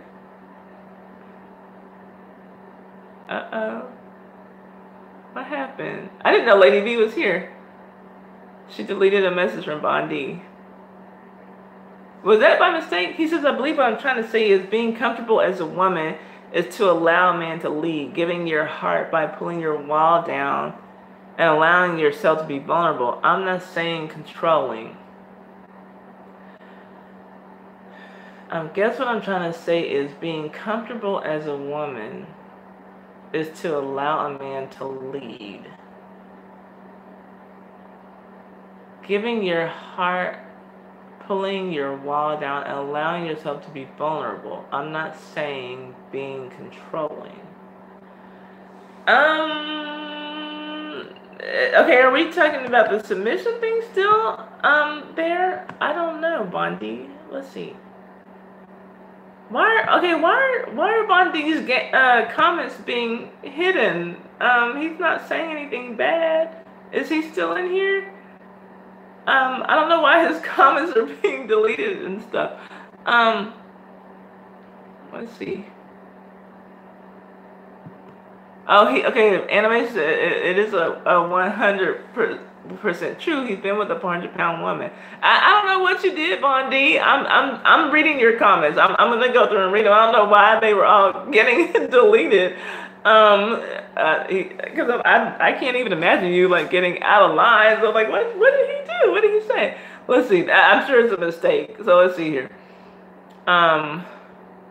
Let's see. I guess traditional is what I'm saying. That got deleted by Bondi. Let's see.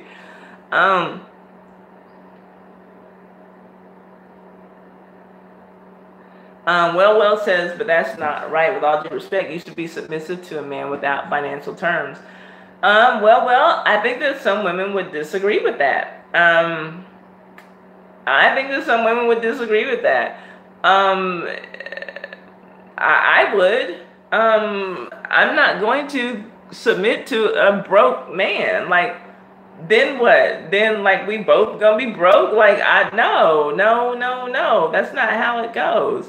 I think you can stay in the struggle with somebody until they get somewhere, but just submitting to like, why are you broke and expecting my submission? Like that, and that's where I say that it's a two-way street. Women have to, if that's the dynamic of the relationship that this couple has chosen, yeah, okay, then if she says she's going to submit, she's going to submit. But the man has to be something for her to submit to. He needs to like have a plan for her life. Like, I'm not submitting to you while we're sitting up in the projects. Like, no, this is not what I want. So no, I do think that finances very much play a part of it, especially when we're dealing with women in this day and age who can go out and make a living for themselves. No, I disagree with you there. I'm not saying you're wrong. I just don't agree. That's not going to work for me. Now, there might be women out there who just, are Bible-thumping women, and, the Lord says that that women should submit to men, and so I'll just submit to this joker no matter what. Like, yeah, we're riding around in the Gremlin on the way back to the projects. Like, that can't be me. No, I can't do that. Let's see here. Why his comments get deleted? Okay, he just said, okay, poetry, I hear you. That got deleted. I don't know what's up, Funday. Let's see. Okay, poetry is basically making the same point that I made. I went to her house and her mother said, I have some collard greens. I got them from my one special friend, black friend. Then bought out some sliced watermelon. I was like, what the fuck? Shut up, Sharn. Are you kidding me? I don't know what the hell I would do if I was greeted with some collard greens and watermelon anywhere I went. Like, are you kidding? Like, no, thank you, but thank you. And your special friend. That's crazy. Okay. Well says masculinity should be enough. You already know. Well, I disagree with that. I hell no tie. I'm jealous. I wasn't expecting you to actually have a brownie. Yes, I brought you a brownie.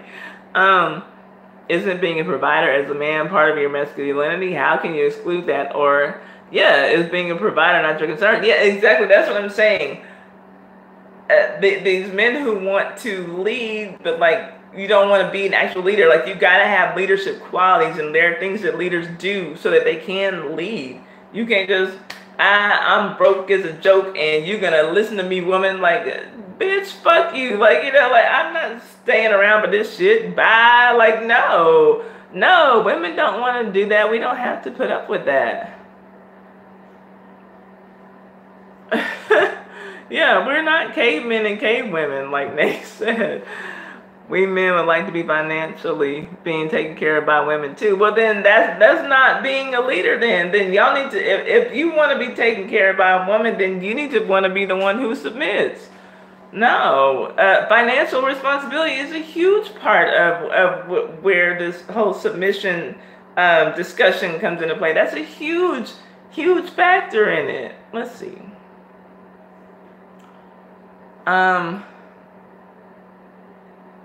Oh, thank you, Casey. You said that Bondy Gaming was unhidden by Casey Detox Diva. So somebody hid Bondy. I don't know why they're tripping out with Bondy. So what I do? Thank you for staying. I don't know how that happened. Yeah, just stick with me and I'll get around to it. Y'all know, even when we don't agree, I want everybody's opinions to get out. I said, you're just going to break out all the black food. I told her I don't even like watermelon. I really wanted some of those. Yeah, you lied about liking the watermelon. Just like, look, we're not going to do this stereotype stuff. No, ma'am, I don't. And then you probably left the house and went and got some watermelon while you was chomping down being mad.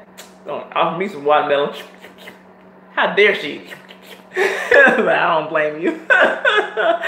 Oh, it's okay, Lady B. She said she didn't do it on purpose. Okay, I'm just now getting to that too. It's all good. I figured it had to be some kind of accident. I didn't know what happened though. Pole dancing is a skill I could never. I think that you could ever. And the funny thing is, it would probably be easier for men because it does require a lot of upper body strength. Let's see here. Okay, yeah, it was an accident. Okay, it's all good. Monty said, "What I do? Just trying to participate in the conversation." Oh no, I'm sorry. Poetry said we're about to burn her fish. We got her about to burn her. Hold up, y'all. I'm still here. We're about to have our safety meeting. I'm listening to. Okay, girl, safety first. Don't listen to us. You better listen to your safety meeting. What do you do? Because we have safety meetings. You know, I'm in construction. What do you do? What's your take on it? What's my take on what? Oh, you're asking poetry. Okay, never mind. They see me in my phone, but everybody's trying to talk to me like they didn't just see me last shift. Goodness. Do your work, Sean. You got a lady to provide for. Let's see here. Thank you, Tammy, for reminding everybody that they can promote themselves. Okay, finally. Keely said she's laughing her ass off about the watermelon. Okay, I finally made it to the end of the comments, y'all. Let me take a sip of water and we'll get to the next comment before we get to IDGAF. Okay, tell me, do y'all want to do IDGAF and then talk about Wendy Williams, or do y'all want to do Wendy Williams and then talk about IDGAF? Just put what you want to do first. Either put Wendy or IDGAF in the chat, and that's how we'll decide. There's 13 people in here, so if everybody comments, it should be an even number. At least 7 people should be telling me one thing or another. Okay, well wants to do Wendy first. We got 1 for Wendy. I'm gonna wait and see for these comments to come in, what y'all say. Tammy says Wendy first. Okay, that's 2 for Wendy. Looks like we probably be, okay, Keely says Wendy. Poetry says Wendy. That's 4. That might be enough. Right Up Boy says IDGAF. So we got 4 to 1. 4 to 1. Let's see. I might have to. I'm so distracted right now. What's happening? Okay, I'm asking Nate West if y'all want to talk about Wendy Williams first, or do y'all want to go on to IDGAF? We got 5 votes now for Wendy. Looks like it's gonna be Wendy, and then we'll do the game last. Okay, that's not a vote. Bondi's talking poetry. Looks like we're gonna go on to Wendy. Now this is what's hilarious to me, y'all. I came on here to, everybody wasn't here at the beginning of the stream. I, try to have my notes ready for y'all before I come, and I had to work yesterday and didn't get my notes ready. The only thing I got ready for y'all was the game, IDGAF. and I knew what I wanted to talk about, but didn't have my notes ready. So and then like it's just been stuff happening all day since yesterday and today, and then I went out and ate dinner with my coworkers after work yesterday, a few of them. So I'm like, this is about to be the shortest stream ever, but we spent 3 hours and 7 minutes and 59 seconds off of me just mentioning that I didn't like YG's talking about his light-skinned daughter at Nipsey Hussle's funeral and calling him his nigga. And here we are, all this time later. So I'm tripping. So like y'all are really doing it. Y'all, oh, you work at a chemical plant, industrial firefighter. Okay, go ahead on, girl. Tell me something, Sharn. You know any site safety and health officers who are looking for a position? Because I have one in Texas that pays about $75,000 a year. If you know someone who's looking, I desperately need an SSHO. And like seriously for my job site, you know, I'm in construction and we need one like badly. Let's see here. You can't play today. You work in the control room. Okay, yes. Focus on the control room. We don't need any problems going on at the chemical plant, honey. No, ma'am. No, ma'am. Let's see here. Okay, so let me. Yeah, like I said, I don't have any notes. So, y'all, we've been talking about Wendy Williams. And how much you make, Sharn? You want to date? Yeah, Sharn, and I'm dead ass serious. Like, we've been looking for a while. And so, is there on-the-job training? No, Jay, not for this particular position. The only job that, like, we really has any kind of money attached to it that you can get on-the-job training for is for an assistant superintendent position. But the SSHOs, they need to have, oh, I should say this to Sharn, if you know anybody in the Texas area looking for a job, $75,000 a year, let's say $60,000 to $75,000 a year, depending on experience, but they need to have at least 5 years experience as an SSHO, continuous experience.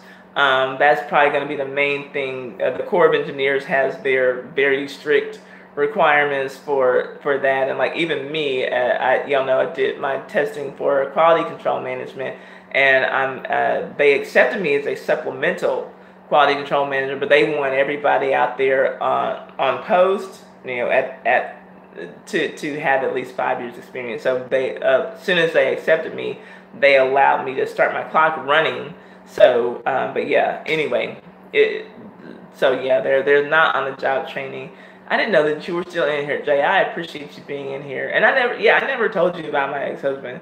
Because if I would have told you, I would have been asking you if you knew any goons to help me out. But yeah, I was like, and I was so embarrassed. I was so embarrassed and so angry with myself. Like, oh God, Joe, that was such a dark period in my life. I hated that. And Jay, like y'all know I love Jay. Like and I believe that. And I'm like, you know what? If anybody gets caught, my ex-husband is not worth it. So I will have to figure out. I got myself into this. I will have to figure out a way to get myself out of this shit. And I just like man, like I should have like forced myself on Jay, and I wouldn't be in this position right now. Like we could be happy making records together and shit or something, you know. Like everything works out the way it's supposed to work out, I suppose. So anyway, Wendy Williams, y'all. What do y'all think about her? Y'all know I'm not a Wendy Williams fan at all. And we've been talking about this situation with her. He's still her husband, Kevin Hunter, and his very public mistress, Sharina Hudson, I think is her name. She just had her baby, who is allegedly his baby. And we've seen, I tend to agree, Jay, I'm not going to lie, because I don't like Wendy Williams. There has always been celebrity gossip, celebrity news stories, Entertainment Tonight, and segments on your local news station, whatever. Wendy's brand of celebrity gossip is just so vicious to me and so cutthroat. Yeah, and even like when she's talking about people I don't care for, to hear her refer to whoever that was it Evelyn Lozado? One of those, but I've never seen an episode of Basketball Wives in my life, but that was when I cut her off, because I used to watch, like, I would literally just watch for the hot topics and cut it off. But to hear her refer to someone's child as a cash register, disgusting. And then to hear that she, because, like I said, I dropped Wendy a long time ago, but there's always people playing clips of things she did on YouTube or whatever, and I don't watch her YouTube channel. I don't want to support her in any way. But, to hear that, she later then called, Nick Cannon's child an oops baby. Like, these are real children who exist in real life. You're not talking about the plot line of some, soap opera. Like, these are real people, and her brand of entertainment is just so gross and so disgusting, but I could respect it if she were as, because according to her, it's her duty.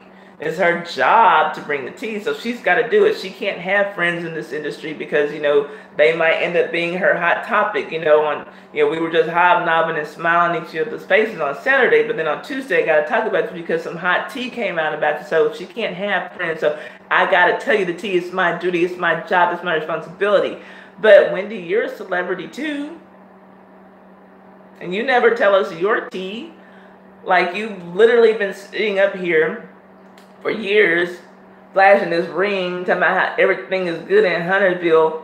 Huge ring, by the way, so I know that maybe at one point your husband might have cared about you, unless he took your own money to go and buy that enormous, gaudacious, and I'm making up that word, but yes, gaudy and ridiculous ring, and I know that it costs a lot. Like, Wendy has bank, but instead of just saying things are fucked up in the Hunter household and I'm not going to talk about it, you sat here for years, a couple of years, at least, and just played your audience like they were fools. And some of them are, but most people know clearly something's wrong, Wendy. Like, it's not as good as you're saying that it is in your household. But I just, the insult that you gave to everyone's intelligence while you're going through this, like, while your husband had you living in a sober house so that he could go down to Miami to have, the baby moon with his mistress. We know, we see that there are problems, and I don't know who she did something to at the Daily Mail in the UK, but they got their foot on Wendy's neck and they're not letting up. This is Wendy's neck. This is the foot of the Daily Mail. What do you mean? Think you're gonna let you breathe? No, fuck you, ho. No, you letter P-shaped ho. You're not going anywhere. We're gonna keep reporting about you. They won't let it. They won't give up. They keeping their foot on her neck, and so, every time that she tries to say that everything is okay, here they are. Oh, no, well, it turns out that, her husband is cheating, and, he bought this woman this, and, he bought her a house right down the street from where they live, and, she's pregnant, and, she got a beautiful engagement ring, just like the one that Wendy Williams has, and, oh, my God, here's another piece of the story, Wendy Williams is in a sober house, and I kind of feel like the only reason that Wendy Williams even spilled that tea about herself is because she figured that the Daily Mail was going to release it before she could. So let me give them something, like they see something. And then here she is on her show talking about how, nobody knew that she was going through any issues because, she just walking around looking so glamorous. Girl, you look like a whole ass man in a wig. You look terrible. Don't nobody think you look glamorous, Wendy. We know you got the coin. You can do it. And there's no reason that if I had your money, I wouldn't be walking around this motherfucking looking like Janet Jackson every fucking day. Like, I'd be looking wonderful. But no, you have the money to look glamorous, but you don't. I never thought that, Wendy Williams must be fine because every time I see her, she's looking so glamorous. When? Where, bitch? No, you don't. Who told you that? No, you don't. So here we get to this past week, and we've heard that Wendy had her husband served with divorce papers. Now, much as I don't like her, and I don't like the idea of any woman being in a relationship that is potentially toxic or abusive, and it seems like there are lots of rumors that have been going around, saying that, Kevin could potentially be allegedly be, physically abusive to her, and that, that's why her arm and shoulder were in a brace before she, took that second to last break from her show. Clearly, allegedly, it looks very obvious to me, but allegedly he's been cheating on her and has a whole nother woman and a whole nother family and a whole nother house set up, so there are some things going on there that are not healthy, that no woman would want for her relationship. And so if she's getting out of that, then I'm glad for her because of that. Because I don't want to see anyone going through it, even as much as I do not like Wendy Williams. But do I feel like it's a little bit of karma? And I'm just talking about the person, not Graves' disease or anything like that. Like, I would never say any shit like that. But just, the fact that, it's your job to report on these hot topics. And now all of a sudden you are one. And for whatever reason you thought that, you'd be able to play people and, oh, no, everything is fine. As long as you shouldn't be wearing this on, everything is fine. Okay, but here we are. She had her husband served with divorce papers, allegedly, on the set of her show. And I've also heard that he's been, barred from coming onto the premises there. Good for her, and hopefully she moves on with her life. But what I would really like to see, I want to see how she is now going to start handling these stories. And I'm not going to be watching her show to see. I'm hoping that, some of the YouTubers that I watch will talk about it, or people on social media will talk about it, because I'm not going to, I won't be tuning in. I just don't like her. But I'm hoping that it will make her check herself and make her think twice on how she decides to report on some of these stories. Because, yeah, okay, it's your news to give us a tea, but these are still very much people's lives that you are talking about. These are real people. This is not some scripted hip-hop, Love and Hip-Hop cast bullshit, even though that's reality in a sense. But this is certainly not, some 90210 bullshit, some, Knots Landing stuff. These are real people's lives you're reporting on, just like you're a real person. And maybe her going through this will bring about a kinder, gentler Wendy. Maybe her going through this will bring some humanity to the way that she reports on what it is that she reports on, who it is that she reports on, and how she deals with these celebrities and their stories. That's all that I'm really curious to see. I'm pretty sure she's going to come up off of some cash to get out of this thing. They've been intertwined in a lot of business things, she and Kevin. So and this, as disrespectful as he is publicly, he doesn't seem like the kind of guy who's just going to go away quietly without wanting anything. He's going to want something, and he's going to want, he needs to support this lifestyle that he has with his, the mother of his child. As I understand, he bought her like a Lamborghini for her push gift. Y'all know, like, all this new age shit now that we never had when back in the 80s and 90s when people were having babies. You just had a baby shower and then you had your baby, but now it's the gender reveal and then the baby shower and then the husband and wife go on the baby moon, and then after she delivers the baby, she gets the push gift, and if he's got enough money, he gets a push gift too. So the push gift is the gift that you get for pushing the baby out. So apparently, allegedly, he got her a Lamborghini for her push gift. So it's, it's a lot. And I would hate to be going through something like that publicly, like while I'm pretending to the world, to this massive audience of people, no, everything is fine. I don't know what you're talking about. Like, no, me and my husband are good. Like, what mistress? No. He's not having another baby. No. That's all just rumors. No. Everything's fine. I'm not smoking crack. I don't smoke. I haven't smoked crack like in forever, and I'm just going to the sober house because I have friends there, and like I'm really bonding with them, and I'm getting like over some past drug issues, and I'm not popping pills or drinking alcohol. Like, no, everything. Do you see this? Like, everything is fine. Okay, everything is fine. And you see me looking really glamorous in the streets and everything, and so like you must understand that everything is okay. Okay, so like just leave me alone and where's my vodka? You know. So yeah. And she seems like she has some really supportive fans who are going to be there for her when she gets back. I hope she has family around her to help her deal with it and everything. But like I said, I'm not a fan. I haven't been a fan of hers in a long time. I think it's amazing the strides that she's made coming, from radio to this, and the empire that she's built is impressive. The way that she built it, not so much.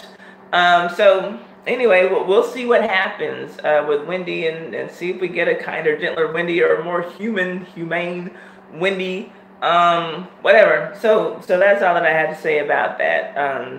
To me, hey, whatever. It is what it is. Let's see what y'all have to say about it, and then we're going to play IDGAF. We're gonna play IDGAF. We're about to get to it, y'all. Let me see what y'all's comments are, and then we'll get to the game. Let's see here.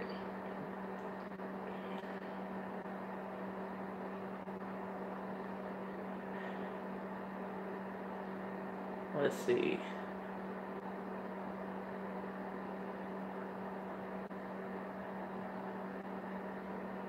Okay, Sharon says she's in school now to get her degree in occupational health. Wow, I have plenty of experience but no paperwork. Dang. Okay, good for you. Way to go, young lady. Let's see here. Willow says, I'm a legit go-go dancer. All right. Wendy is suffering from karma. That's what J. Bodega says. And like I said, when I saw his comment when it popped up, and I kind of agreed. Let's see here. Sharn says, that she's talking to Akili. Poetry says, I think the public knowledge has forced the divorce. I don't think she was going to do it. I do think, I agree with you there, Twisted. I gotta say that because I need to know, for people to know who I'm talking to if new people come in. But yeah, I agree with you there, Twisted, because I think that she was perfectly fine putting up the front, kind of like just ignoring it and getting to put on a facade. And if you look back at a lot of their pictures, like when they're on red carpets and stuff, she just has this big smile on her face, and he's just looking like he'd rather be anywhere else, like it's just, I don't know. But yeah, I do feel like she's kind of, fine with just, let me just put on the facade and, whatever. So let's see here. I think that the public knowledge had might be the hugest factor in why she finally made this decision. Because as I understand, I've been hearing this, she's like been knowing about this mistress for a decade, Let's see here. I believe she was playing him like everything is all good and planning silently. Is that what you? I don't think that, Akili. I think that she would have wrote this thing on out if it had, like Poetry said, if it hadn't got so public. But I don't know. I'm just saying what I think.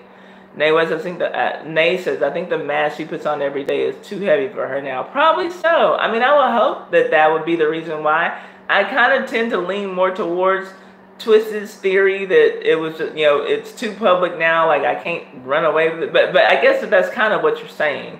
But yeah, I would like to think though that it was like more her own decision than like, oh, the public, they're gonna know that, like, I got people, on my Twitter and my Instagram telling me I need to leave him. Like, I kind of feel like that's more, it was like more outside influence than her own. Because I feel like if the cheating hadn't been so public, she probably would have just put on the front just to be able to say, I'm still Mrs. Hunter and everything is good and we're building my empire and all that.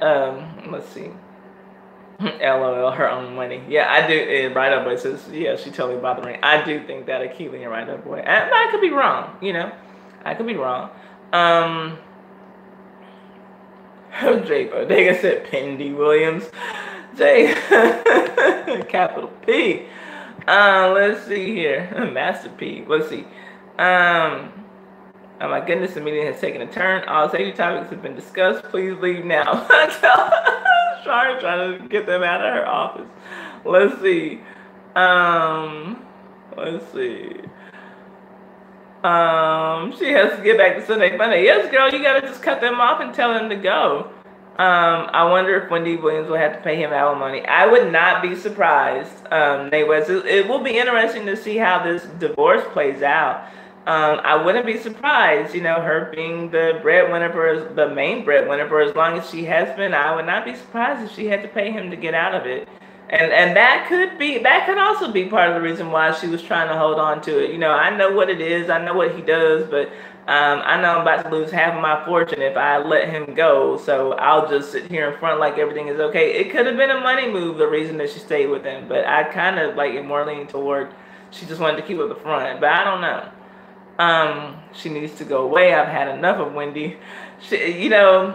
I doubt she'll be going away anytime soon. We see that she likes to keep up a front, so she's probably going to try to, to stay on TV to show the world that she's strong or whatever. Let's see here. I don't know. Casey says, all right, you guys, this was a wonderful discussion. Oh, thank you. Thank you so much, Time Loving Sunday Funday or Funday Sunday. Oh, I'm going to go eat my fresh blueberry pie. Okay. Okay, well, good night, Casey. She's probably already gone, but I do appreciate her being here. Tammy says, I don't watch this Wendy person, but it sounds like she needed to get away from her husband. Yeah, it definitely does. It does. I don't watch her anymore. I used to, but it definitely sounds like she needed a break from him. Sharon says IDGAF should be postponed until next week since I can't play. Okay, well, we had obviously more people in here earlier. There's still 10 of us now. Do y'all want to go on and play IDGAF, or do y'all want to postpone it for next week? We're playing for $10 right now. Do y'all want to postpone it for next week and start the pot at 15 and then add, if we get any super chats, add that to it?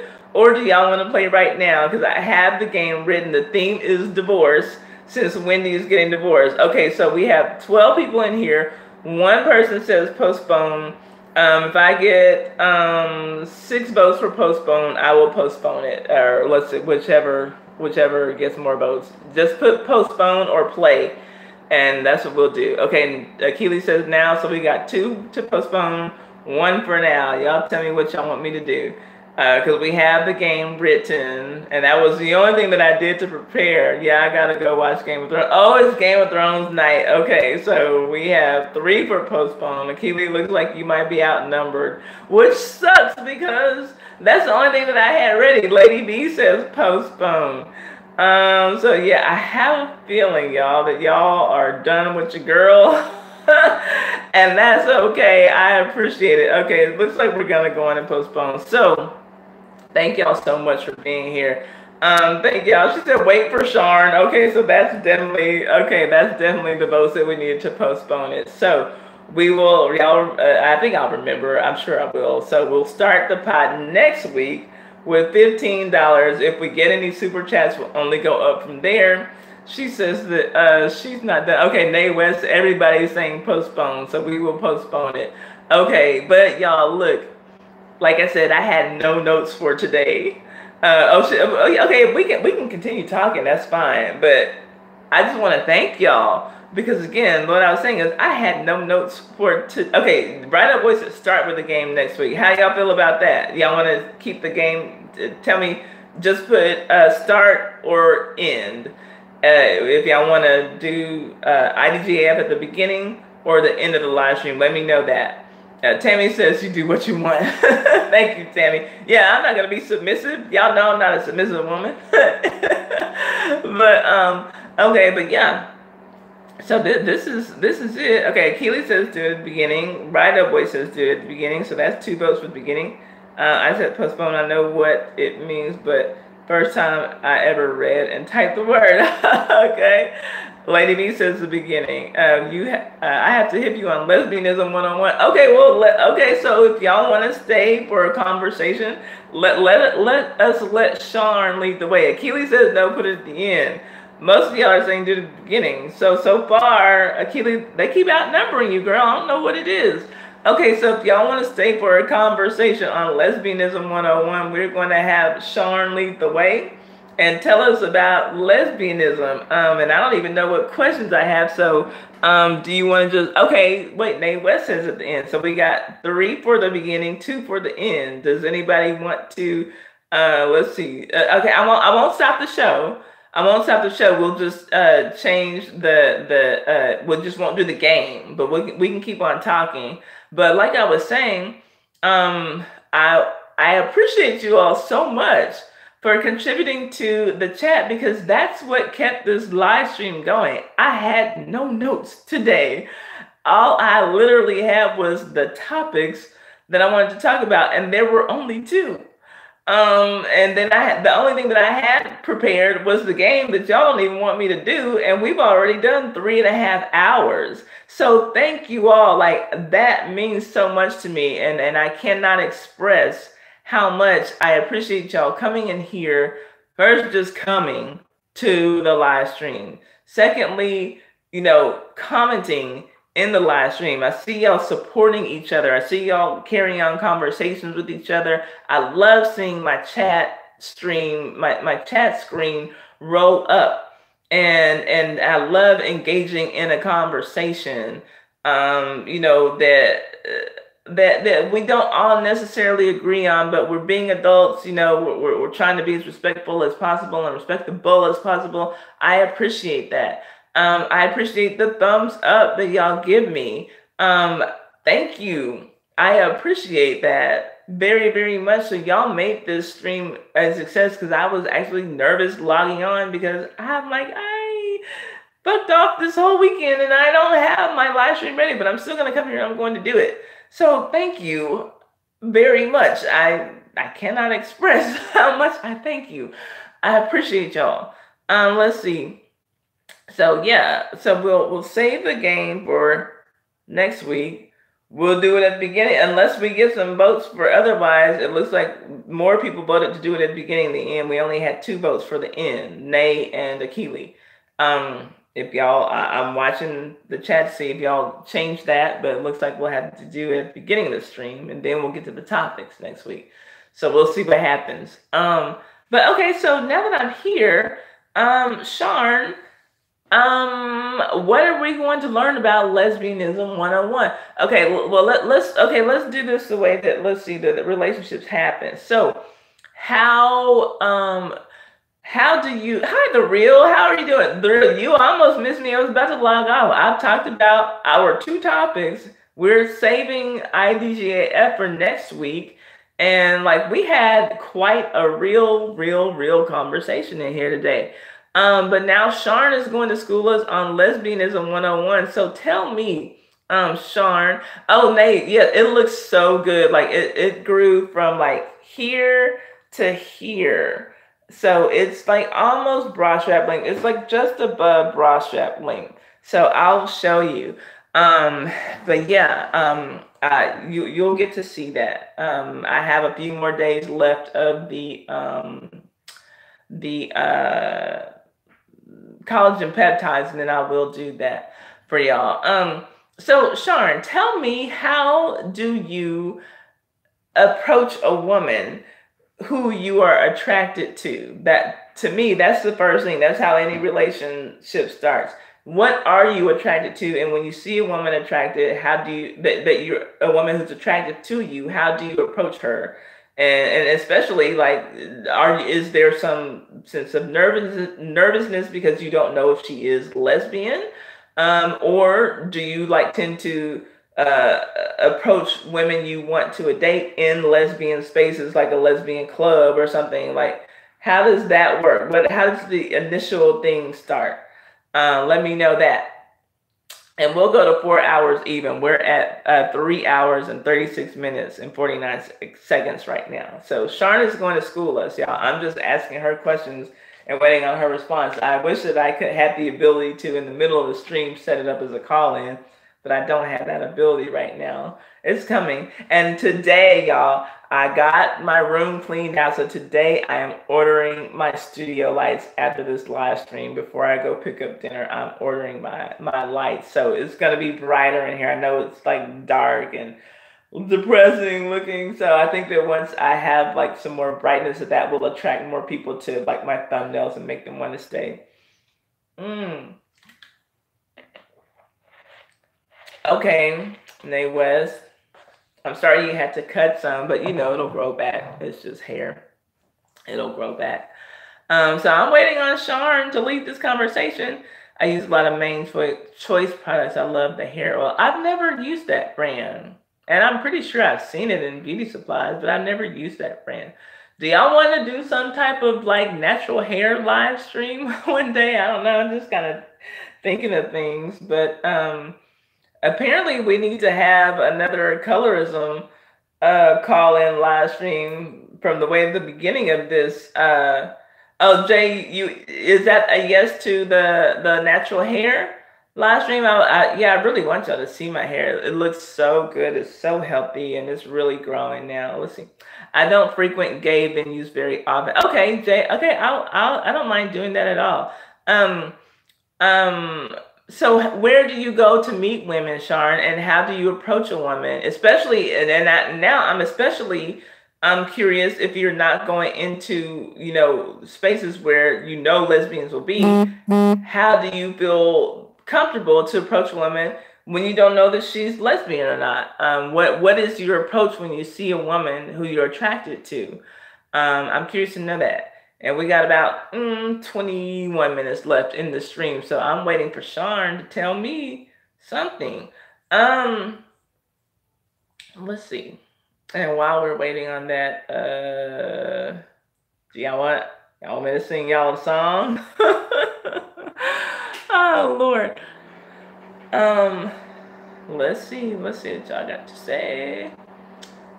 Y'all got any song requests while we wait on Sharn? Since she wants to school us on lesbianism 101, but she just leaves me hanging when I ask a question. Gay women are everywhere. So when you spot a woman, let's say you're in a grocery store, how do you know that she's a gay woman? Because I can't look at women and tell. I don't know that women are gay until they approach me trying to talk to me, and then I have to tell them I'm not gay, So how do you know, and what is your approach? What is your approach? Just, hey, you're looking, do you just give them a compliment? And then, how do you, I want to know, walk me through how the approach happens. Because I think that, if we're going to be schooled on how a relationship goes, I think that we have to start at the beginning. So how does it work? Sharn, this might be ignorant, but have you turned any women? Oh, have you turned any women from straight to gay? Okay, I'm not gay, and I'm the one you're asking, but to me that doesn't seem like an interesting question. That seems like a fair question. I make eye contact, a little sly smile, let her go in front of me in line. Okay, so let's see, the grocery store approach. And so what, then do you wait for her to flirt back? Smile back, or thank you. Oh, you turned plenty. Are you okay, Sharn? Are you being serious? Because Sharn will joke, and so I don't. You turned straight women gay. That's what you're saying? I'm a gentleman, girl. Okay, so look, now let me tell you. There is one woman who I thought, because of her demeanor, that I'm like, okay, I could see myself possibly falling for a woman like that. On Love and Hip Hop Atlanta, I think her name was Melissa. She was like Mimi's friend, but Jay, hide your wives, because Sharn turning everybody gay. I think her name is Melissa. I don't know, and I don't know if anybody in here even watches Love and Hip Hop, but she was not a manly looking woman or anything, she wore her own hair, looked like she had a perm, but kind of maybe an undercut or the size or shade or whatever. But it was just something about her demeanor and the way that she just talks so caringly to women that I'm like, ooh, Melissa, you know, I think that was her name. Like, I'm like, you know, I'm not, but yeah, I might give her a chance. Like, I thought, I'm not joking, and I wish y'all knew who I was talking about. Let's see. Holding open doors, helping with bags, complimenting the kids. Okay, so you will date women with children. Do you have a preference?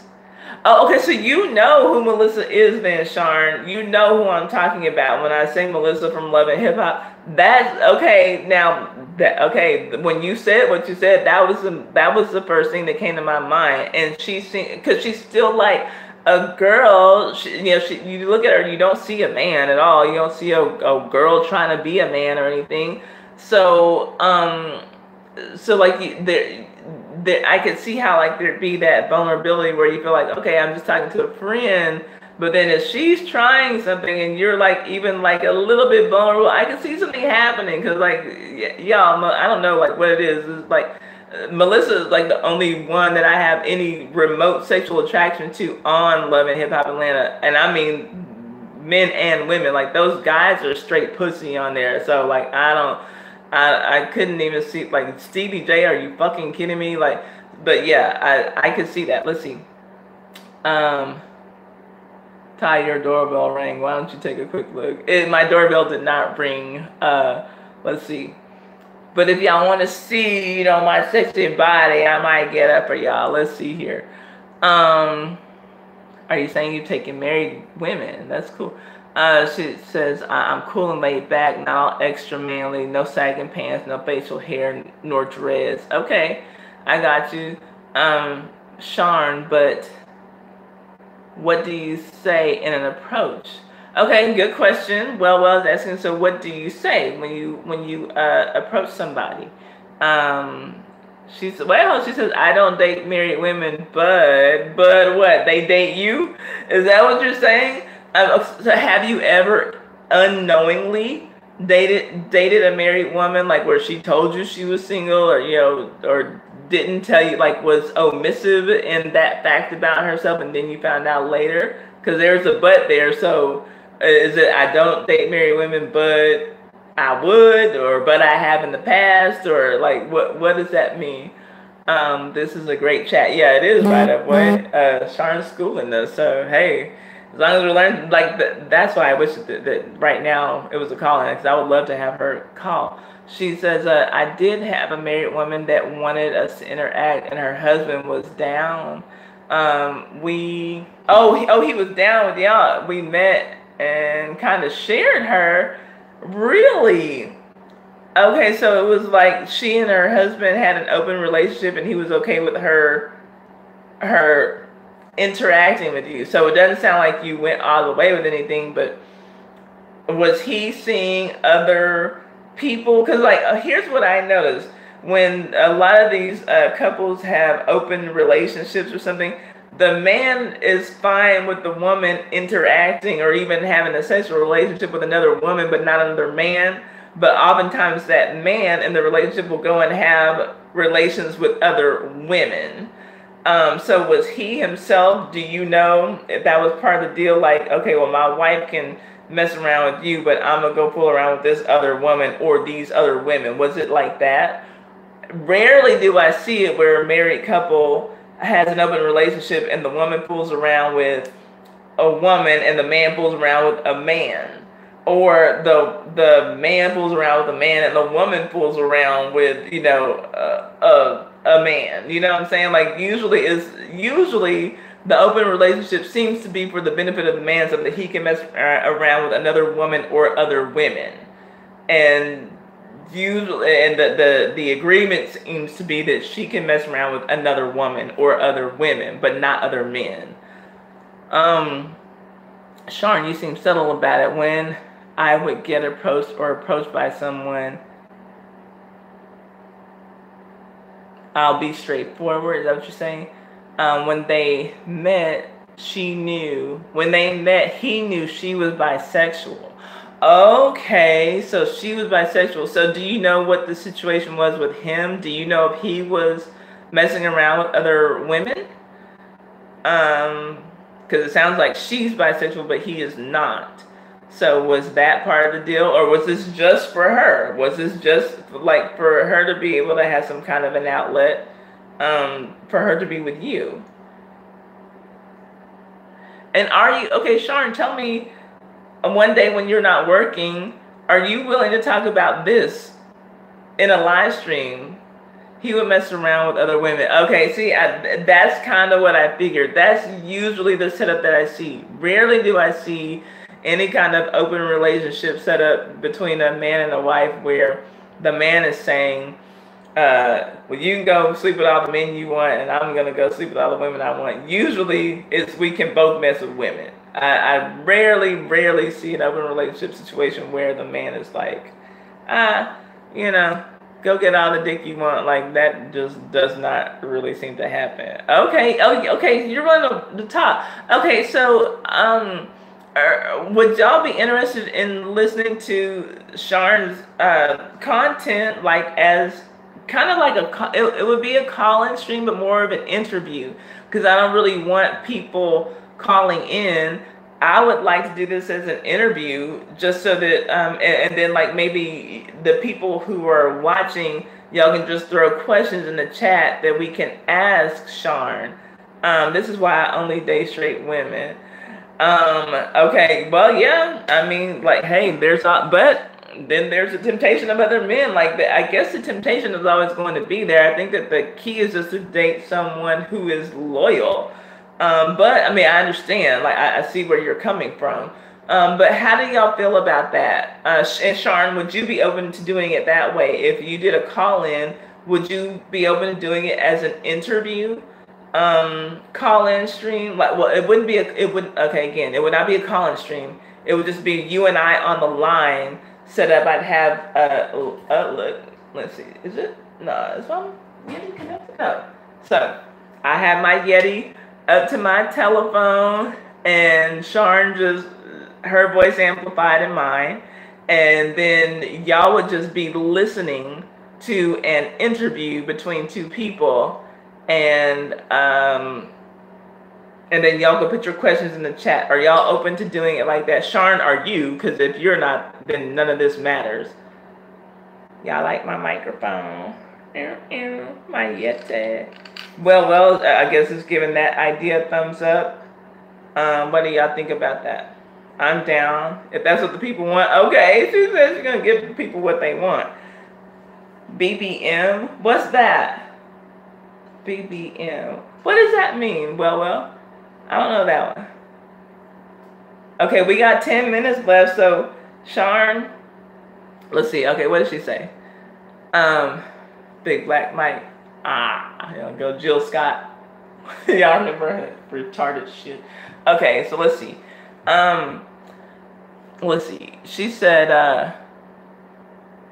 that's why, okay, Nate, I've never thrown my sexual preference on anybody. I'm laid back. Normally, once women get to hang around me, there's an attraction to my personality. See, and that's how I feel like I could see something happening with the girl like Melissa. Like, yeah, because nobody wants anybody, man or woman, I don't care like what you're attracted to. Nobody really wants anybody who's just throwing themselves at them. But, just, she said they start flirting and got them. Sharon is funny. But yeah, I could like see that happening. Okay, so okay, then I'm going to need to, okay, yeah, Sharon and I are friends on Twitter. So I'm going to hit you up, Sharon, on Twitter. I'm going to send a message to your DM. I'm going to DM you on Twitter and find out what is a good time for you, a good time and day for you to do an interview stream. And maybe we promote it for like a week. Because I think that people are going to have questions just as an interview. Not a call-in stream, but you can type questions in the chat and ask this woman what you want to ask her about lesbianism. She said, I keep my dick in my pants until she says she's ready. I wish that you could teach some men how to do that, Sharon, because we don't be wanting to see the dick, you clown. Do you keep it in your pants, or do you keep it in your closet or your drawer, Sharon? Do you use strap-ons or and all that, like when you're engaging sexually with a woman. And if I'm asking you anything that's too personal at any time, please feel free to tell me that. And obviously that's going to be the tone of the interview that we do as well. And I'll try to have some questions lined up. When I travel, it's in my backpack. Okay, girl. And what about when you're not traveling, when you're just at home? Where is it? Well, okay, so I think that what I need to do to promote this is like every day on my community page, I will start just asking people if they have questions for this topic so that like we can have some questions already lined up to go. And then we can start the interview, like, because, you know, sometimes it takes a while for people to come into the chat. So when people start coming in, there'll already be a conversation going on, and I'll already have some questions for you. And, you know, obviously we'll do an introduction, and then we'll just get the stream going.